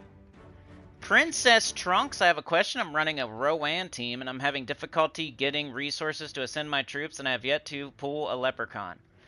Alright, first thing is fix that Leprechaun problem by going to the underworld and looking at the Warrens and opening Chaos Portals in the Warrens. Get Trickster. Trickster's a dollar store Leprechaun, but it's almost as good. Leprechaun starts with 100% mana. Trickster starts with 75% mana. And then they both blow up a bunch of green. So if you're doing any kind of like, if you're doing City of Thieves 3 times a day, blah, blah, blah, you probably have your horde level up a bit, your quality at 10. So you're going to end up getting like an enchant potion. And that enchant potion will get up the Trickster, just like Leprechaun pretty much. Like we were doing with that Harpy Mage right there. It's similar to that. So Trickster's a good replacement until you get Leprechaun. That's the first thing you could do. And it's like, it's not RNG. You just go to the underworld, do your City of Thieves 3 times a day, get Chaos Shards, go to the Warrens, open portals. Trickster is the lowest rarity. You should get it on your first pull. Your other question, difficulty getting resources to ascend my troops. So, you don't need them. You don't really need them fully ascended, but it gives you a couple of extra stats, I guess, if you, but you know, work on it. I would work on it. Like right now, Adana, if you do event keys, you're going to get more copies of Clockwork Sphinx, and then you can use Clockwork, maybe you can ascend Clockwork Sphinx that way. Rowan, you would just have to get, like, open all your gold keys and your glory keys right now, because you're early game, so you're allowed to open all of those. Don't be opening chests with gold or gems or anything, but if you have keys, go ahead and open all your keys, because you're early game. You're allowed to do it. Join a good guild so you get more resources. A good guild will give you more keys so you can open more chests. So you can get more copies of those troops. Like, that'll help. Getting all the events done if possible. Being in a good guild that's getting the events done will give you Chaos Orbs. You can open those Chaos Orbs. Maybe get a blue orb that you can use on your Rowan or something. So if you have any of those blue orbs of Ascension, using it on Rowan or Leprechaun is a good thing. Like, early game, get their main team that they're going to use for everything fully ascended. Even though you could just do it over time, opening glory keys and stuff like that, and that's probably like smarter. But hey, getting Rowan fully ascended, you're going to use it all the time for everything. Might as well just do it as soon as possible with the blue orb. So that's probably what's up. I would say as far as the leprechaun thing, go get Trickster, which is right here. The Warrens right here. Do these portals. I bet you I get it with one of these. It's 200 shards, right? Bang, Trickster. 200 shards you can get by just in one day. Explodes a bunch of green. Switches first and last enemy. Starts with 75% mana. You just have to get it fully traded. So work on that. Something to work on. It might not happen immediately, but you're going to work on it. You're going to get green, purple trait stones, or look for orange orbs. It's another thing for your main team. I don't mind using orange orbs. Like if you wanted to get this thing to Swift with an orange orb, something you're going to use for a while until you get Leprechaun, so why not? I just don't like when people use orbs on random, weird stuff they're not going to ever use again. But if it's like your main team that you're using for everything, go ahead and do it. And you could get Trickster fully ascended by just doing this over and over and over. You'll get more copies. So you don't need to use a blue orb on Trickster, but you could use an orange one on him for that third trait there. Because he's nothing like a Leprechaun unless he's fully traded. But Leprechaun's nothing like a Leprechaun unless it's fully traded either. The main thing about Leprechaun is that it's empowered, so you get to do it at the very start of the fight. Pretty much fill your whole team up instead of having to match gems and stuff. You just cast one spell instead. And then what was the other thing? Getting more of the troop to get them fully ascended, right? So opening all your glory chests. You have the keys. Like I have 0 keys, so you're not going to do it right now. But if you have the keys. Even gem chests, I think. Guild seals. Forget what this gives. What's it give?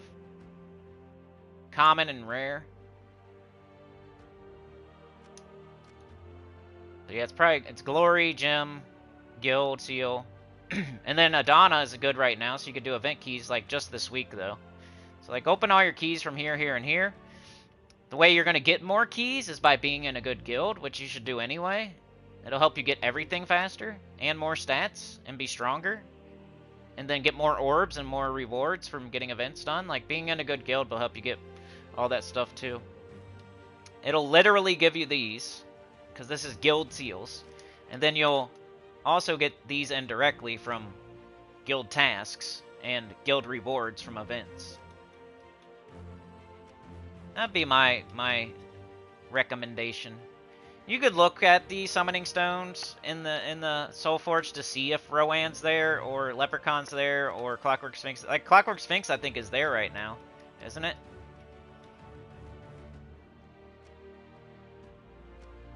I forget what color she is. She's purple brown, so like maybe not. But you can look in these to see if the troop you're looking for is here. Like Bog Strider's good. Anyway. Or you could go get the Mirage Queen instead of Leprechaun. I mean, you want Leprechaun, you want Trickster, but Mirage Queen with 50% start your Rowan, which is also another way to do a Leprechaun or Trickster type of thing. Which is like Sunken Fleet. Right here. Open portals here, you could get Mirage Queen. 50% start your Rowan. You'd have to fully trade a legendary, which is a little bit harder, but yeah, the way you're gonna get orbs is being in a good guild. Like, we look at these rewards. It's these orbs right here. These red orbs could give you the orange orb, the blue orb, the purple orb, which will all help everything you're looking for. The orange orb will fully trait something, or get the next trait, whatever, which will help you get your Trickster to Swift, or your Leprechaun to Empowered. The blue one will help you ascend, so it'll get your Rowan to level 20 or level 19 or whatever. Give it a little bit more stats. And then the blue or the purple one will give you more keys to open to get more of those troops. The green ones will save you souls. Eventually you start saving all those up to make power orbs to get Zul'Goth and Maelstrom Dagonoth, but super early game, you can just use them on your main team to make your main team stronger. I don't mind that. It's kind of like early game, you open all your keys, but eventually you stop. Early game, you're going to use orbs, but eventually you stop. Like, you save them up for cooler stuff later. But to get your first, like, Rowan team fully fleshed out, use everything use everything. Don't be leveling weird troops with souls. Like, use the souls on your Rowan team. Don't use orbs on weird troops. Use them on your Rowan team. Like, until you have it perfect. You got Golden Cog, you got Clockwork Sphinx, you got Rowan, you got Leprechaun, or you got Mirage Queen on there somewhere, or whatever. Shield of Erskaya, or Black Manacles, whatever. Whatever you're doing as your final Rowan team, but just work towards it and then make it as strong as it can be. And use whatever you need to use to do that. Because then it'll help you get everything else. Hopefully that helped, but you can ask more questions if you want. Anything I can do to speed that process up? Join a good guild. Do City of Thieves 3 times a day every day so you can get more shards to go get Trickster. Orbs, just do every event that you see. Vault event is good. Get vault keys so you can get open vault keys and get orbs. Like, just join a good guild and do the vault event a lot and do all the events. Mostly join a good guild and do the vault event. Which the vault event isn't this weekend, but it's next weekend, so it's not like super far away or something. Get Trickster for now. That'd be the first thing you could do like right now today. That'd be your Leprechaun. And then, you know, do events like, I don't know if you'd be doing the faction event today because of where you're at in the game, but like look at the rewards. You get the orbs, you get vault key, diamonds, orbs, right? So those orbs could turn into the blue one, which would ascend your Rowan, or that orb could turn into the orange one, which would get your Leprechaun fully traded or your Trickster fully traded, you know? Or it could be the purple one, which would give you guild seals that you can open those up and maybe get Rowan or something. These orbs are important.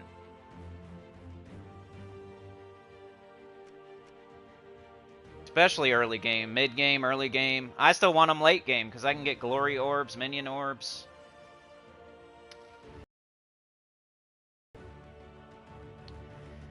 Jet says Vault event is the best way. Gnome farming and getting verses for gaps. Yep, it's a good way to do it. You've been running them as I get keys, but I haven't been getting a lot of not outside of the Vault event. And then when you're doing the Vault event, make sure you're doing Explore 1 with your fastest team. Stay in the same kingdom. Don't get distracted by other things. Just keep killing enemies. Cycle through them as fast as possible. Over and over and over and over and over and over and over. Don't open the Vault keys during the Vault event. And don't use gaps outside of the Vault event. Like, those are two mistakes people can make. They'll run a gap, but it's not even a Vault event, which gets you way less Vault keys. Or they'll open their Vault keys during a Vault event, which gets you way less Vault keys because you're doing something else, and it doesn't. You can just wait till Monday and get the same stuff that you would have got. Yeah, being in a guild is like super important. And then trying to level up your guild, like get to a better and better and better and better guild. Like, don't join a guild and just stay in it forever, because the first guild you're going to join is probably a low-level guild that's not getting events done, that's not getting legendary tasks, you know? But joining any guild is better than no guild. And then as you get higher level and get more stuff done and unlocked and more troops and stuff, look at joining a better guild that has actual requirements, like they'll kick people out if they don't do certain things. That way it keeps like good players in the guild, so you're getting stuff done instead of having a bunch of leeches and half the guild's dead. And the guild is very important, and Vault event is very important. So those are two things you could concentrate on. Get Trickster, yep. Be doing that City of Thieves 3 times a day on level 20. Don't go past level 20. Use your Rowan team. That'll get you the Chaos Shards, plus other things. Use those shards to go get Trickster first. And then once you get him, you can go get your Mirage Queen and your Queen Beatrix and your Gob Truffle. I have videos on this stuff. And I do new account playthroughs. You can watch the entire playthrough if you want. It's like a podcast. So go, like, my newest new account playthrough is on a playlist. You could hit play all, put on some headphones and play the game or go do something else, and I start from scratch. And then I tell you exactly what to do. Thanks, Jets. Thanks for your help, too.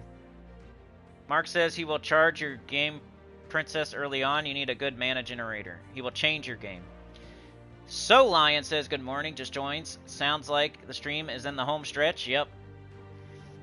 Classic says earlier you said thanks for having your back, but really thanks for having our back. Without a dog in the fight, just using common sense and logic, getting nutty out there. Yeah, I mean, I'm a P99 dude, but since you and Centrith play Quarm, and I don't feel like Quarm is that much different than P99. The hero's journey has always felt like way different to me. And there's people claiming that it's hard and stuff, but I don't think so. Maybe it's hard like as in playing a bard, but not as in like P99 is tough. The hero's journey, it sounds like running an OP bard or something. I don't know. Like, it might be tough at first to figure out what to push when and, like, using 3 different classes. But once you get used to it, I'm sure it's super easy. And I hear, like, people are leveling to max level in, like, a month or something. Or, you know, like, I don't know how they can even say it's not easy. Like, I bet you I could play the hero's journey. I could get max level in probably a month or 2, right? On P99, there's no freaking way you're getting a max level in a month or 2 unless you're a poop socking neckbeard, maybe. But the hero's journey, you don't even have to be a poop socking neckbeard, and you can get max level probably in like, I don't even know how long. I haven't played it. I'm just guessing. It's probably like a month or 2 at max. So the difficulty of it is, what do I do with all this power, and how to figure that out. And once you figure out what do I do with all this power, it's not hard anymore, probably. The hardest part of the game is having everything and not knowing what to do with it. That's pretty much what they're saying. But yeah, I'm gonna get Quarms back, man, because I feel like they did the right thing too. You know, doing the right thing. Take down your servers while you figure it out. Don't be. Yeah, that's way better than just flipping off Daybreak like THJ pretty much did. Next update, they extend all delves to 1,000 levels. That'd be cool. Yeah, being in a guild is very important. I know, like, some people out there, they don't, I want to play by myself, I'm going to solo this game, I don't want to talk to other people. Like, I'm even like that, believe it or not. But you don't have to talk to, if you join a guild, it's not what you think. You kind of, you're just collaboratively completing events without even talking to each other, pretty much. And then you collaboratively get loot and stats and rewards, and so it's just like you're joining together to be more powerful. It's not like you're joining together to have a chitty chat. Like, I barely ever talk in my guild chat. And the only time you have to even do that is Tower of Doom, maybe Guild Wars. And it's like you just look at something real quick. You're not in there discussing things with people, and it's not that big of a deal. But you can if you want to. That's the cool thing about a guild. You can be like super chatty and like make friends and stuff like that, or you can just not talk at all, and there's pretty much no difference either way.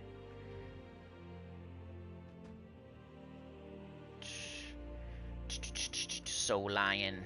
Did I miss anything?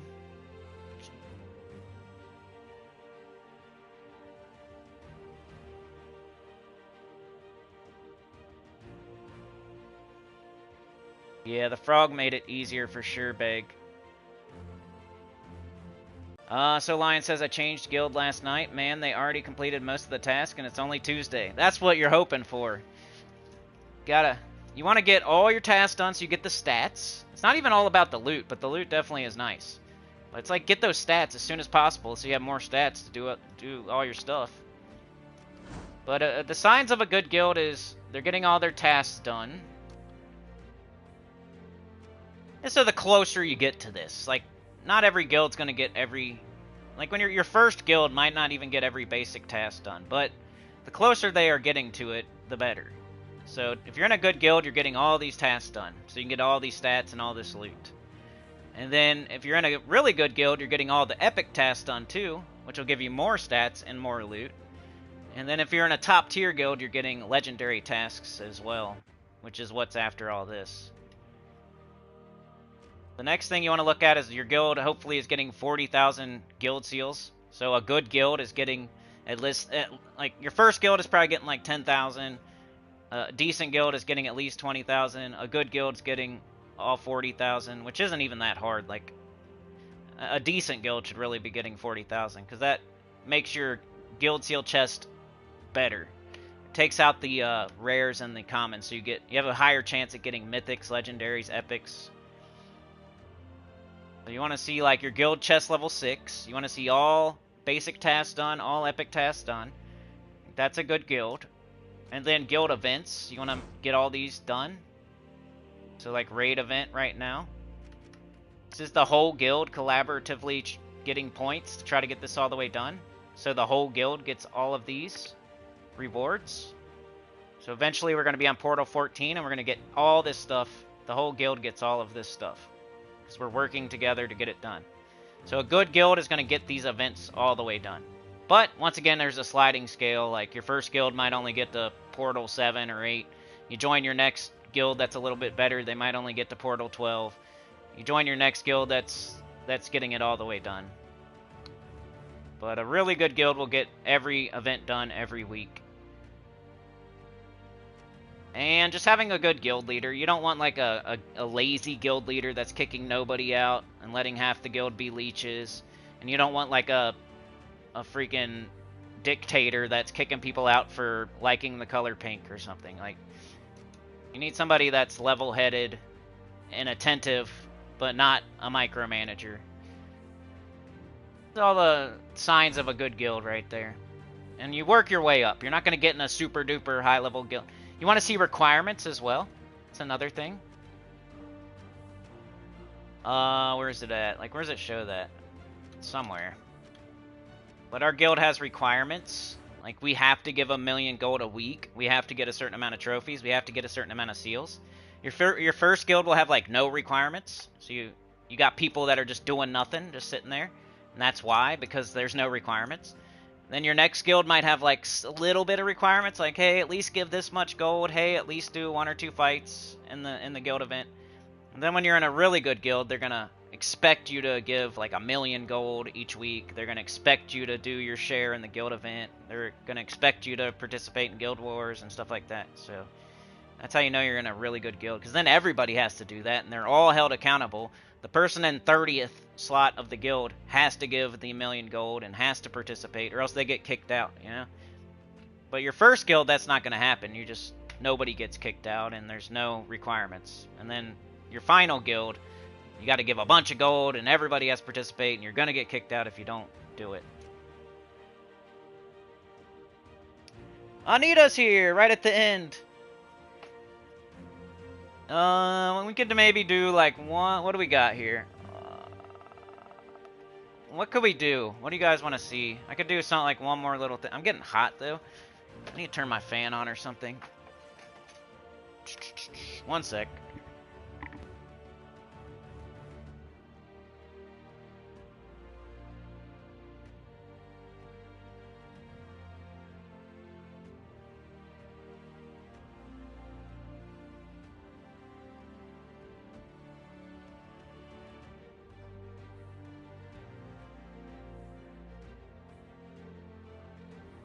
Good questions can keep me going. You know, I like talking.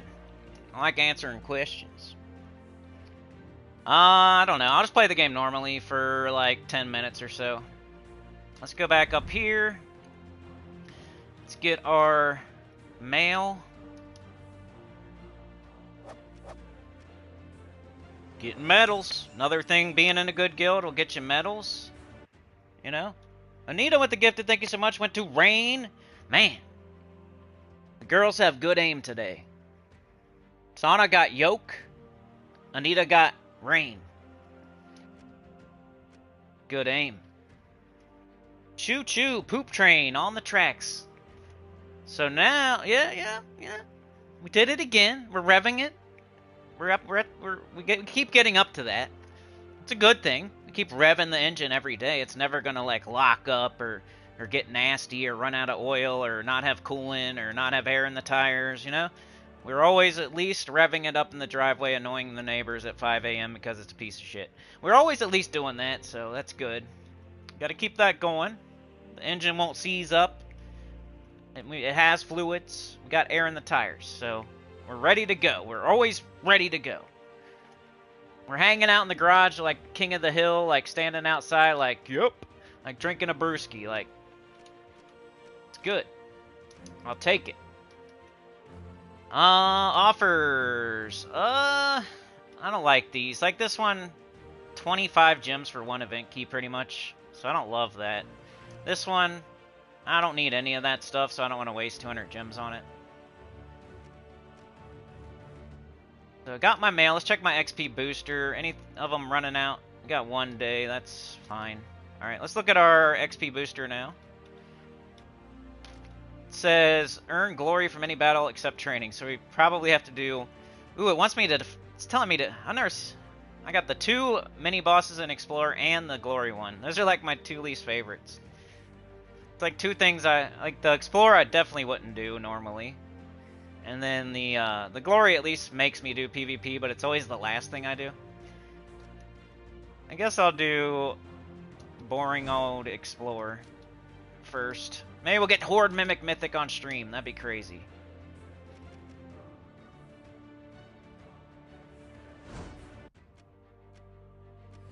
Maybe we'll get it on stream, y'all.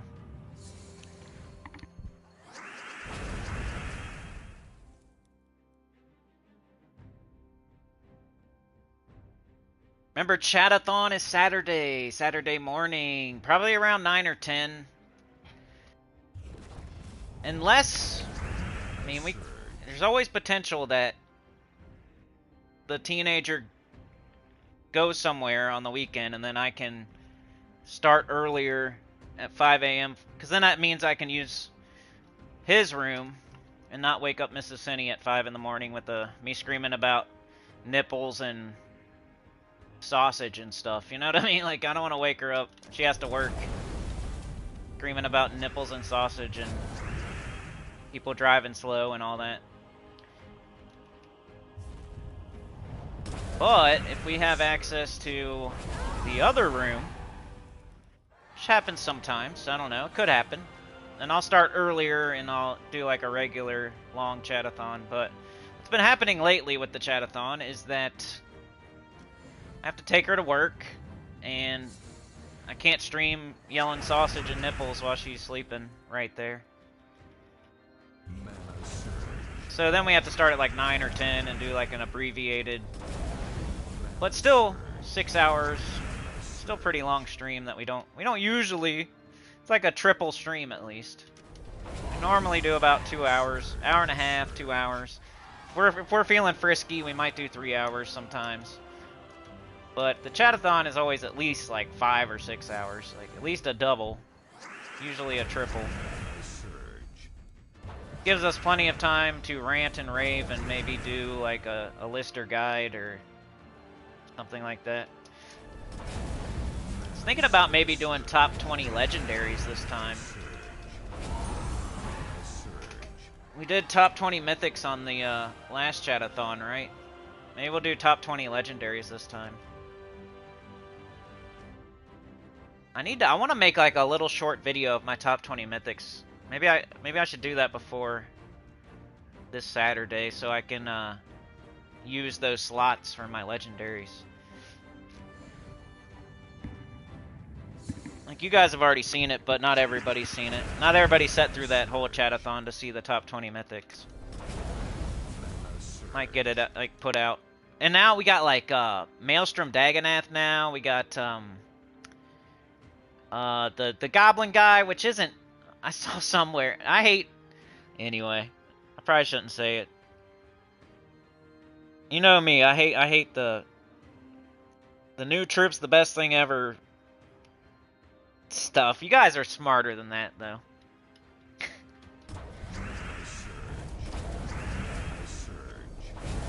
Have you guys been using, like, the new Goblin's great.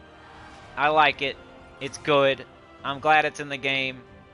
But have you been using it like as much as like, oh, it's better than Kafru or it's better than Takshaka or something? Like I really haven't found a spot to really use it yet too much. Where it's like the best thing available. It's great. It's a goblin, extra turn, blowing up stuff at the start of every turn with its third trait. It's the different colors than Kafru. It's a good troop. It's probably at least A+ tier, but is it like replacing? Is it the new meta? Like, not really. We exaggerate a little bit too much about new stuff. And Maelstrom Dagonath is not like the new best thing ever either. It's good, it might be the best boss troop, but it's not better than Chrysanthrax for like clearing stuff out. Like, it's not gonna take over Explore 12 when you can cast Chrysanthrax. I mean, it could for lower level players. There's always like a, it's never, the way like these titles and thumbnails look, it's like, I don't know. There's always a depends part of it. Yeah, Maelstrom Dagonath is great. And it's probably good if you're a beginner that gets it like really early. Before you get Chrysanthrax, before... But even Tesla is probably still better than Maelstrom Dagonath. He's really good and I love him. I'm not saying he might be the best boss troop. But it's not replacing Chrysanthrax. It's not replacing this, you know? Brr, brr. See you later. It's like every time somebody tries to replace the triple Ironhawk or double Ironhawk. It's like, it still hasn't happened, even though there's a bunch of claims out there that it did happen. Like, something's gonna replace Kafru. It hasn't happened yet, but there's a bunch of claims out there that it did happen. Or something's gonna be better than Chrysanthrax. It hasn't happened. You see all the claims out there. Just, it annoys me a little bit.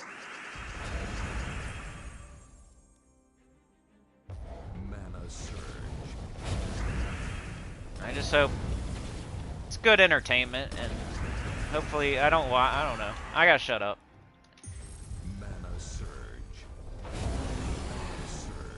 Alright, let's get this XP booster done. I need to do another mini boss.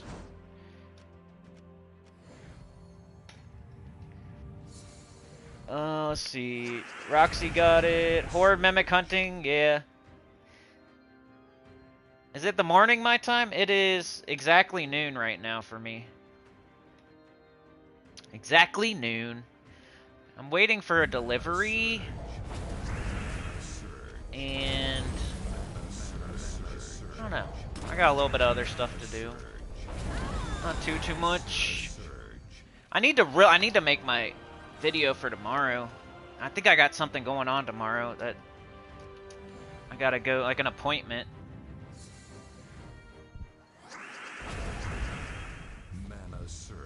I need to pay some bills. I need to go to the grocery store. I'm waiting on a delivery. I got an appointment tomorrow. I need to make my EverQuest video for tomorrow. I need to make from Soft Cheese for Thursday.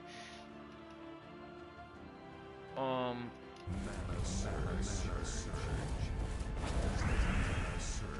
then we got the stream Friday and the chatathon Saturday. That's the schedule for the week. Tomorrow is EverQuest. Thursday is gonna be back to the Dark Souls, which I beat that game. I beat that game again. Just the footage is behind. I have everything recorded and I beat it. So I'm done playing that game now, which is good. I just gotta put the videos out. I'm not really done all the way though. I'm gonna go get all achievements, I think.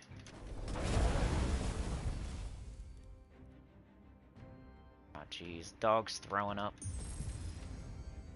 Always something, dude.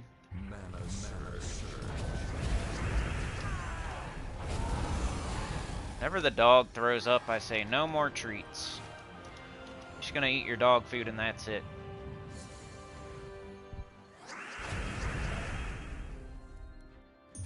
I always feel like it's my fault somehow.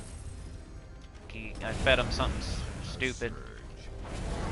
He begs all the time. Whenever I'm eating, he's just begging.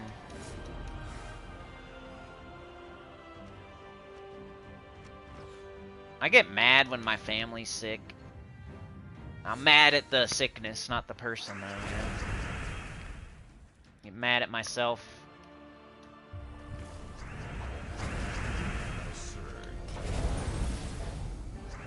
It's like somebody beat them up and I want to go beat them up. Alright, here's our boss chest. Token of Orpheus. Alright. Got a badge. We just need 2 more badges to make a medal now.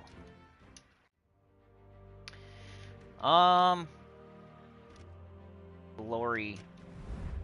Oh no, let me see what he did over there. If it's nasty, I should probably just get off here.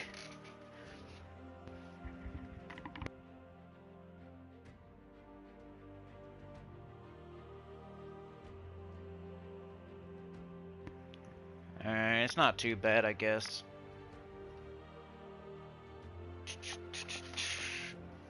Alright, what? Yeah, morning as the chatathon, sorry. At the latest, it'll be 10 a.m. like normal. But, probably shoot for like 9. Depends when she works. If she works at 7:30, I might start at 8:30. I'll tell you, I'll definitely put it out. I'll ask her today what time she works, and then I'll put the exact time out, like today or tomorrow. I just want to get it out there that we're having it Saturday, and then I'll make sure you know the time a few days beforehand for sure, and then I'll put up a reminder on like Friday, like one of those Ghost Train reminder stream things. And then if you can't make it, you can put whatever you want in that thing. Maybe I'll put that out like Thursday night, so it's there for, you know, all day Friday. If anybody can't make it Saturday, you can donate in the Ghost Train, and I'll count it towards the chatathon. Alright. But we usually, like, it's only 5-6 hours, so... But if you want to contribute, I guess. Alright, what was I doing? I need to get some glory, so we're in PvP. So first thing I look for in PvP is Citadel Wars fights. I've been doing the gold marks sometimes first. I feel like my gold marks have been weird. Like, they're not popping up when I think they should. Like, obviously you're not going to get them on Monday, and you're not going to get them on Thursday, because there's no Citadel Wars on Sunday, and there's no Citadel Wars on Wednesday. But there was like a day where I thought, like, man, I should have these, but I didn't have them. And I swear I did my fights the day before that. So I've been, like, double checking that I have them. So that's the best part, almost, of doing PvP, is getting the gold marks. And the days I don't have them, like on, let's say, I don't know, on like Thursday, I'll do my Citadel Wars, but then I don't have to do my gold marks. And then on Wednesday, I should have gold marks, but I don't have to do Citadel Wars, at least. I don't know. Alright, we got brown, we got purple. Purple I'm more used to doing, I think. I could try that. Let's use Swift Metals, though. Let's try this with Swift Metals. It's bougie. Citadel Wars is more like Guild Wars, so you really shouldn't do this, but I'm gonna try it because it'll be faster.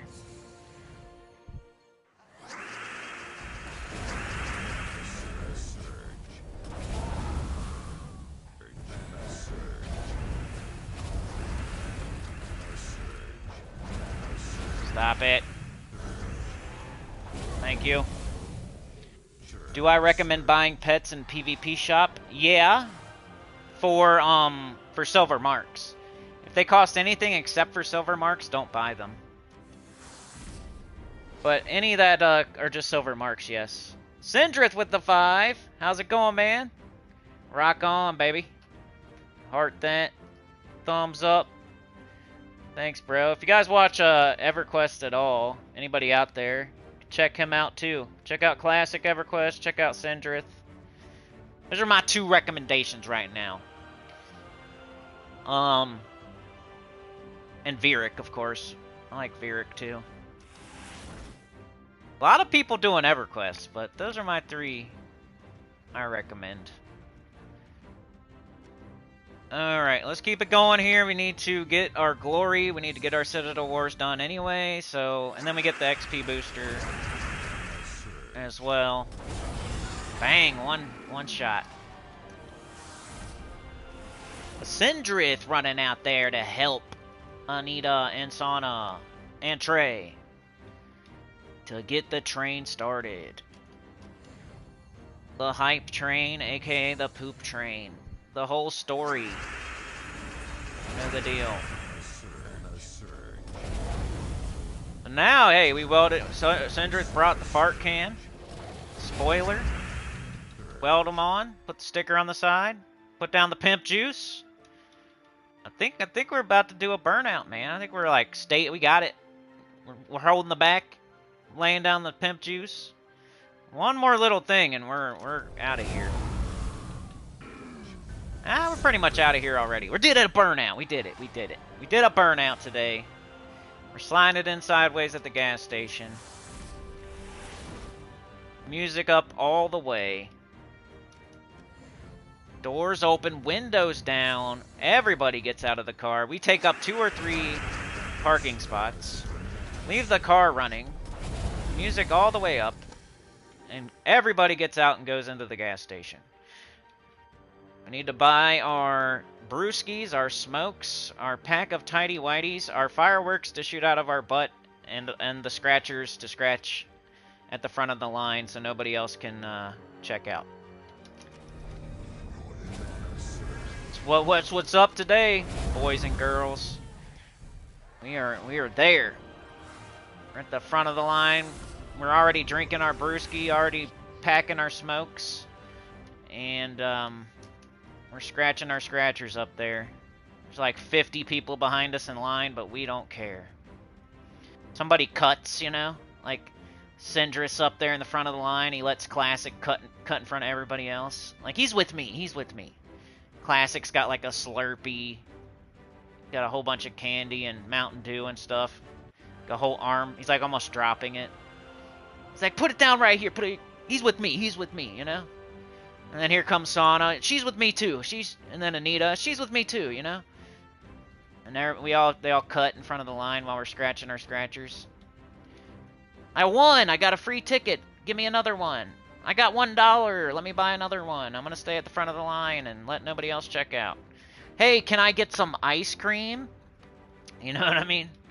Stop everything you're doing. Quit checking people out and go get me some ice cream. Go make me some ice cream at the ice cream machine.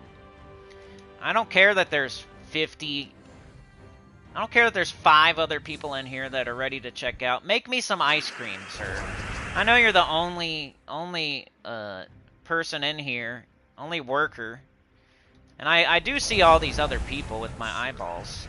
I see these other 5 or 6 people like wandering around, like picking stuff up to buy, almost ready to check out. But hey, only worker that's working here, can you make me 5 ice creams way over there at the ice cream machine?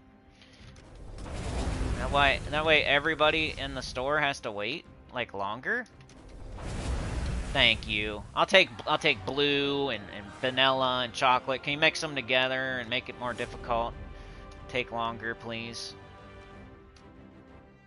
And we're doing that too. We're not just buying scratchers and scratching them at the front. We're not waterfalling our brewskis and smashing them on our head in front of the line. We're not packing our smokes and blazing them up. We're not taking out the tidy whities and trying them on. We're not shooting a firecracker out of our butt for no reason, making a loud noise. We're also getting ice cream at the ice cream. Like, the worker has to make it for us. We can't make it ourselves. And he's the only worker there. And there's 5 or 6 people in line waiting. But, hey, can you make me some ice cream, too, on top of all this other stuff? I'm not gonna, like, let everybody else go first and then order it. No, I'm here. I was here first. So, y'all have to wait. That's how it is at one of the places I go. Like, people always come in and order stupid ice cream. Even though there's 5 or 6 people. Like, one person will have, like, 1 drink. The next person has, like, a couple brewskis.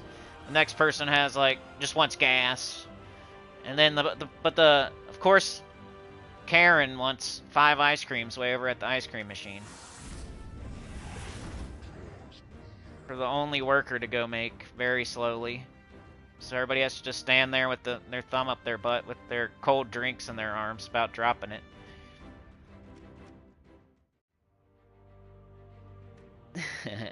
No idea what's going on. No problem. It's just a Sony cool live stream channel lore. Probably doesn't make sense to you. Alright, so, or you don't know what's going on in the game, which is another thing you could be saying.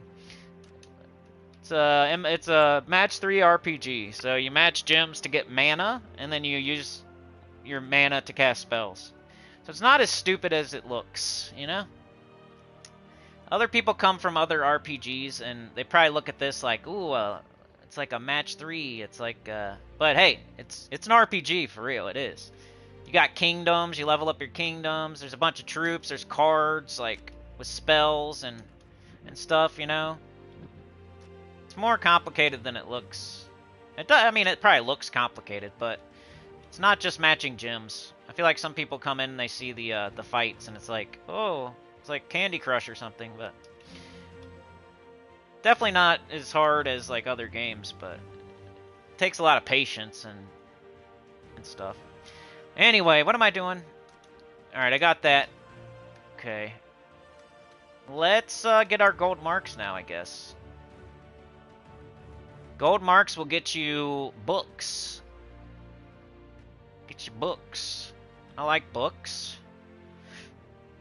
We got mech. That's an easy one this week, right? I need to take these off. I don't want to waste them on this stuff. Here's my mech team. Somebody was asking about PvP teams, I think yesterday. And you just saw one.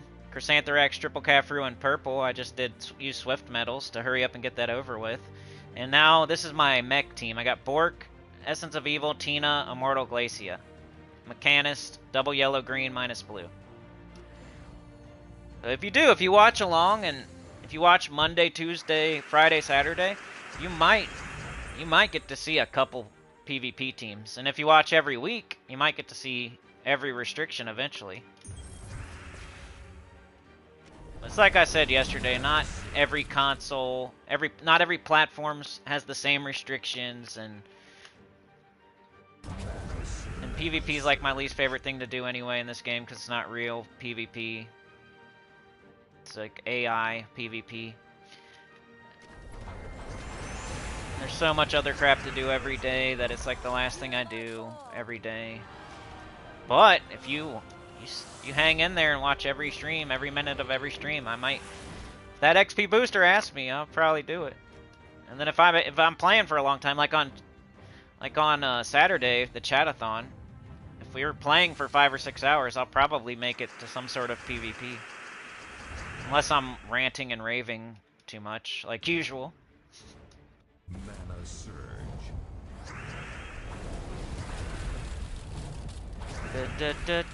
We do Tina.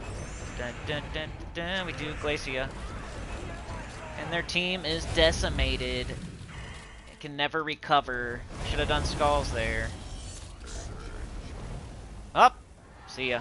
I guess I made the right choice. I did Terror and they got terrored. So I take the lowest level fights. I'm not using any. I could use like VP talismans, I guess. But I'm not going to use Swift talismans on this, because if I lose, there's no penalty. Like in Citadel Wars, if you lose a sigil, and you might not get your gold marks, or you might not get your Swift talismans. So you want to, best spot to use your Swift talismans is in Citadel Wars fights, where if you lose, there's a penalty for losing. Like just getting these gold marks, I could keep trying over and over and over. I could lose 50 times and still get them. So I'm not going to waste talismans on it. We Bork to get everything else up, and then we do our 2 true damage dealers. We're going to shoot our machine gun off of our mech.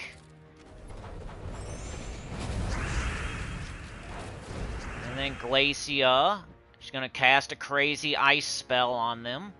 It's going to rain from the heavens. It's like spikes of ice falling from the sky. Ready?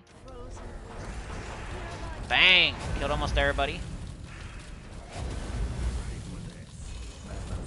I'm gonna throw a nasty potion on them that's gonna give them every disease in the book. And then I'm gonna shoot my machine gun at them again. And they're dead. You guys ever think about it like that? You're just like, if you've been playing the game for 8 years like me, you don't think like that anymore. But it's kind of fun.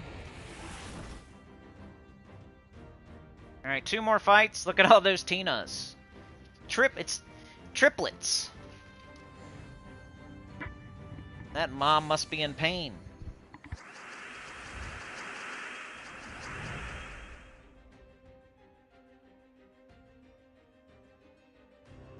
They just released a trailer for the upcoming Hellraiser game. You sent me a link on PSN.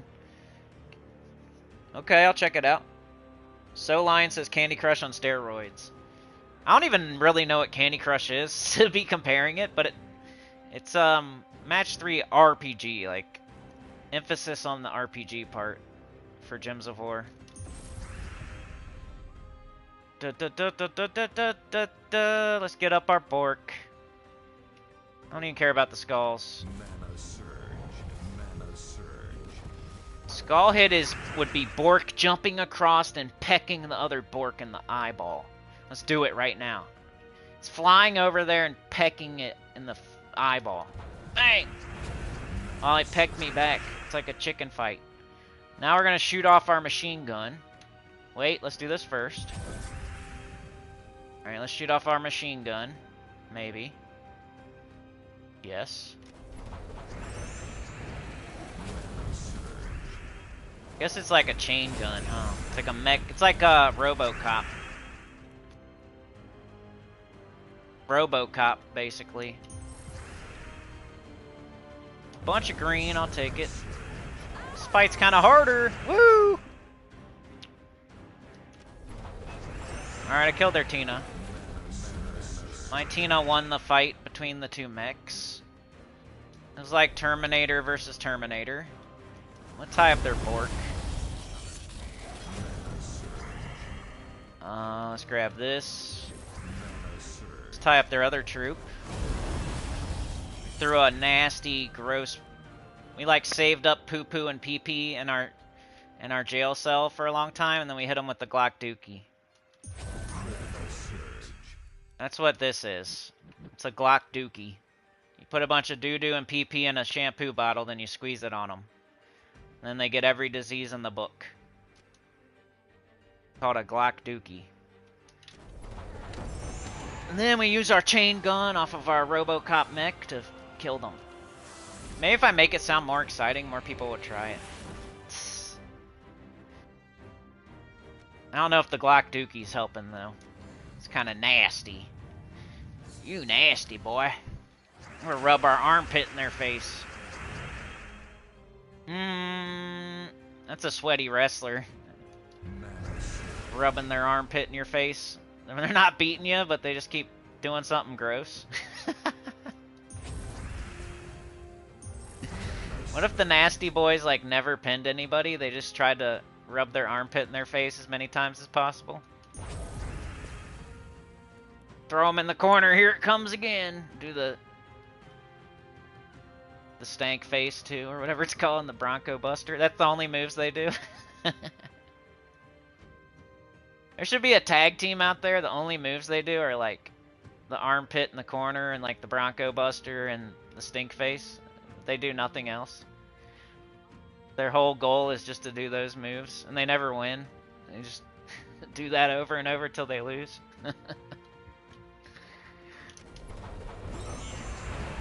That'd be the equivalent of the team that Mark or Chad mentioned earlier with the goblins being sweaty. Just keep doing the nasty boy armpit in the corner over and over and over. But it never wins. Or tie up their Tina so it can't shoot me with its chain gun, its mech. We're gonna cast a crazy ice spell from the sky. A bunch of torpedoes of ice are gonna fall on them. Ooh, I killed one of them. Must have been dodging and rolling. Time for the chain gun. A fed in the bullets. Alright, we got our gold marks. Nice. Alright, let's do the other one, and then that'll probably be it for today. I did PvP. I almost put that in the title. I wasn't sure if I was gonna do it or not, but hey, we did a freaking burnout, bought some tidy whities, so I'm doing it. Alright, we gotta do Goblin.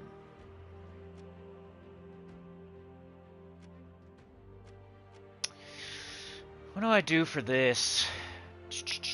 Goblin, Goblin, Goblin. Summer's Isle.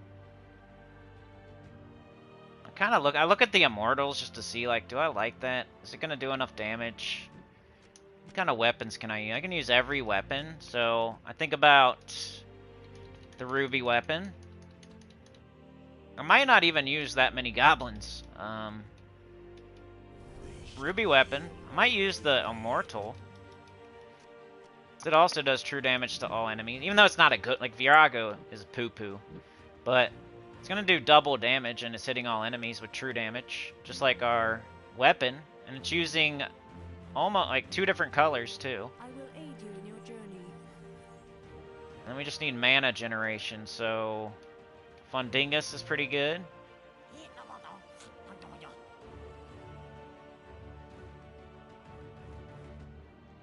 Fundingus. Fundingus. Maybe Oni? Eh. We have a weird... We need like a yellow troop or something. We got blue, red, brown, green, purple. Yeah, we just... Is there any yellow goblin? That's the mana generator. Cinder Hand Goblin. Let's try that. Alright, I'm gonna put Fundingus in first because it's like our only real mana generator. That looks alright. The Fundingus gets up, explodes purple. Cinderhand Goblin can catch yellow even though it's at the bottom of the team. That's fine. It'll turn 5 green gems to burning gems. Gain an extra turn. Not as good as I thought, but...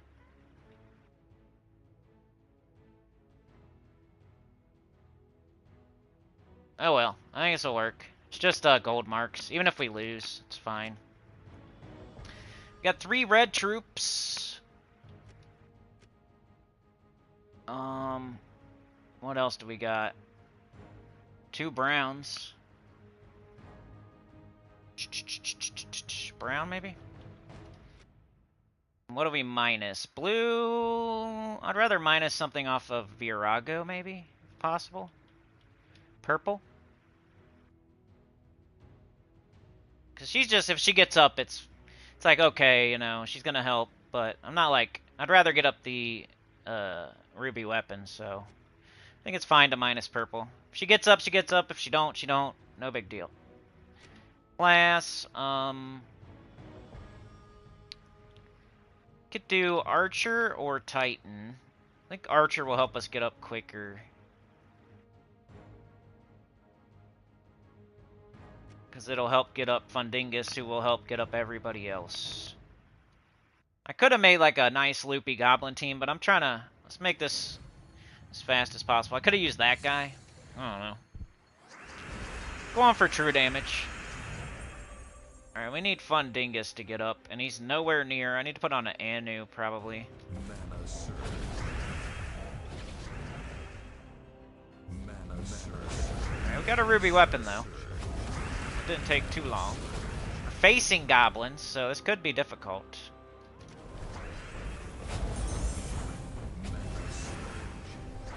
Woo! Party! That's what we're looking for.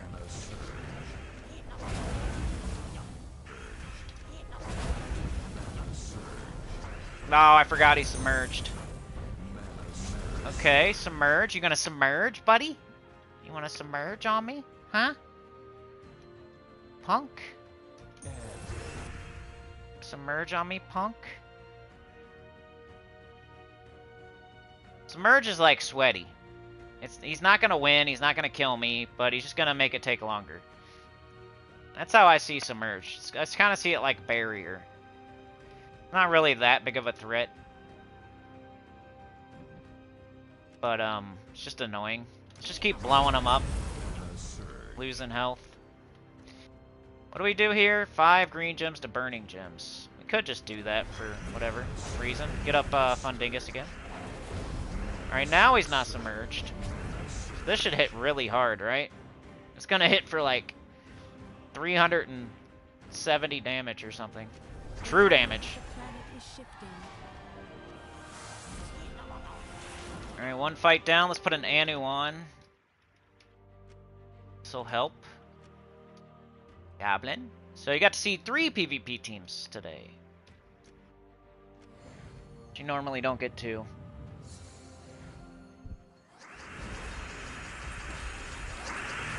Got Frozen. Maybe I should use Orpheus. 2 Orpheus and an Anu. Red's fine.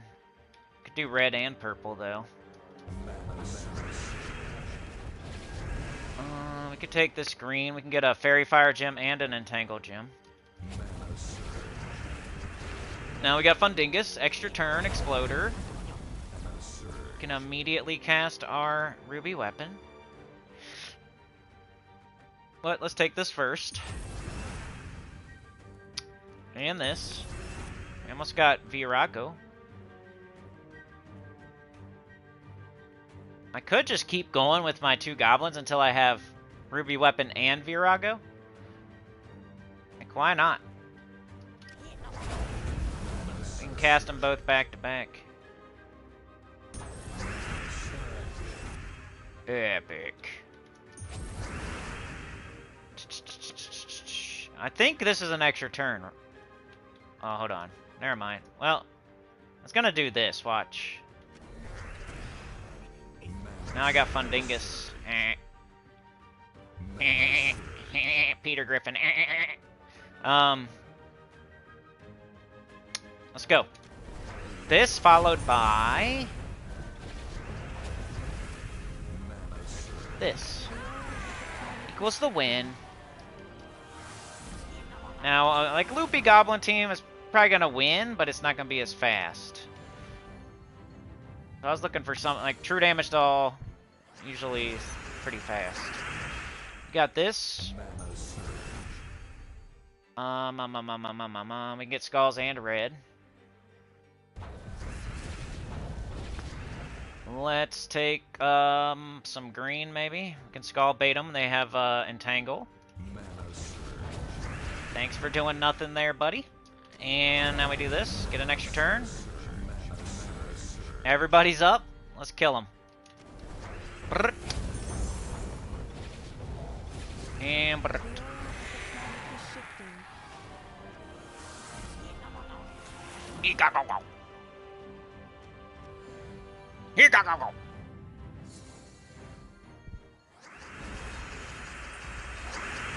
Big old purple. We got the blue extra turn down here. What else we have? Yeah, green. Green's fine. I'll get you some green. Get the Fairy Fire gem with it though. Get up Fundingus. Let's skull bait them again. So they're gonna. I'm gonna take this red so they have skulls on purpose. That way, they take the skulls while they're entangled, so they do no damage. They could get a brown extra turn though. There is a brown storm.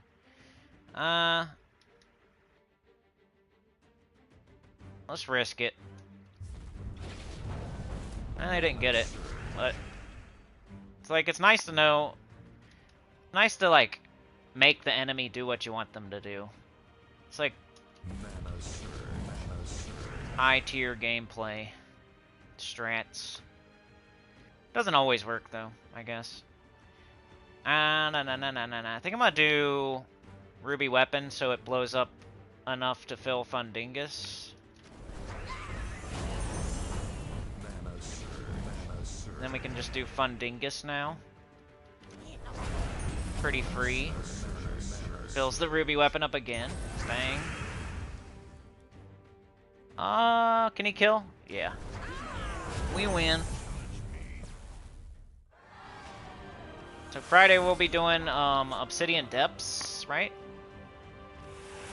Friday I'll show the high, mid, low, pure 500, deathless. And then Saturday is the chatathon, so we will play some more of that, but pretty much do a little bit of everything. I might open all my vault keys. It's like I wanna do like special. I wanna do something special, but sometimes I don't know. I'll do a little bit of Obsidian Depths, and then I'll open the rest of my vault keys. And then maybe we can make a top 20 legendary.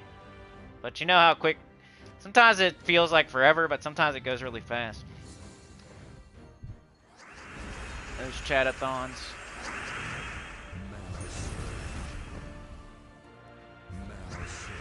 Alright, got the dingus.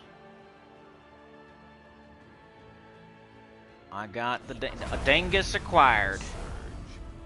Dingus acquired. This. Alright, we got both. Do this first, right? In case it kills something, and then the scatter damage from this will do more. They could go wild here. Pretty good goblin team. Woo! Get shifting. Sometimes your leg falls asleep. You know what I mean? You gotta shift your booty cheeks. You're on the toilet too long, lady. You're on the toilet too long, you gotta shift your booty cheeks, cause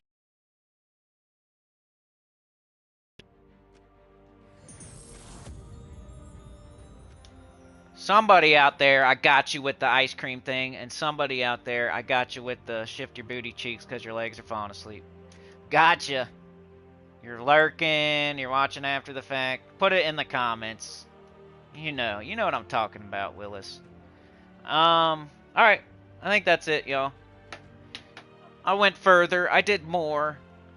You guys are awesome. Appreciate it. Like, share, subscribe. Consider joining. It helps a lot. Tell your guild about the channel comment below, and I'll see y'all next time. Like, share, subscribe, consider joining. Helps a lot. Tell your guild about the channel comment below, and I'll see y'all next time. Thanks for joining me today. So, Lion, Trey, Bobuff, Mark Nugent, Anita, period. Sindrith, EQ. We got Mark, we got Anita, we got Trey, we got Rain got gifted. So they are now a sinner and one with the choir. We must pray. So Lion, Classic EverQuest, MJK Jets, Princess Trunks. That's a cool name. Is that from something? Probably something I should know about. I'm like anime illiterate, if that's an anime or something like that. But not because I don't like it. I haven't had time. I think I would like it though. We got Florian, we got Jets, we got Princess, Trey, Mark, Jets, Chad, the Clip Bomb. Bear Razor was here today. Beg for Mercy, Mark, Chad, Bear, Timothy DeCourt was here today. Asking good questions. We got Daniel Lucas. Yoke the Ham was here. Back with us as far as membership goes.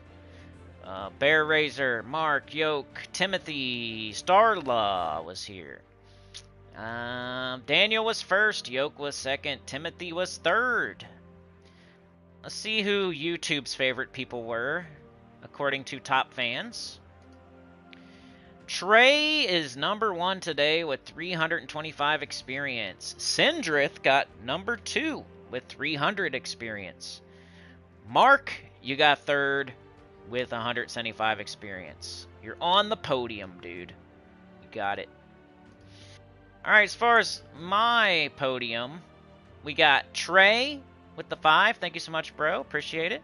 Sana with the gifted on the ghost train. Thank you so much, Sana, for getting it started. Running out there. Anita coming through, making sure it wasn't a sausage party. Thank you, thank you.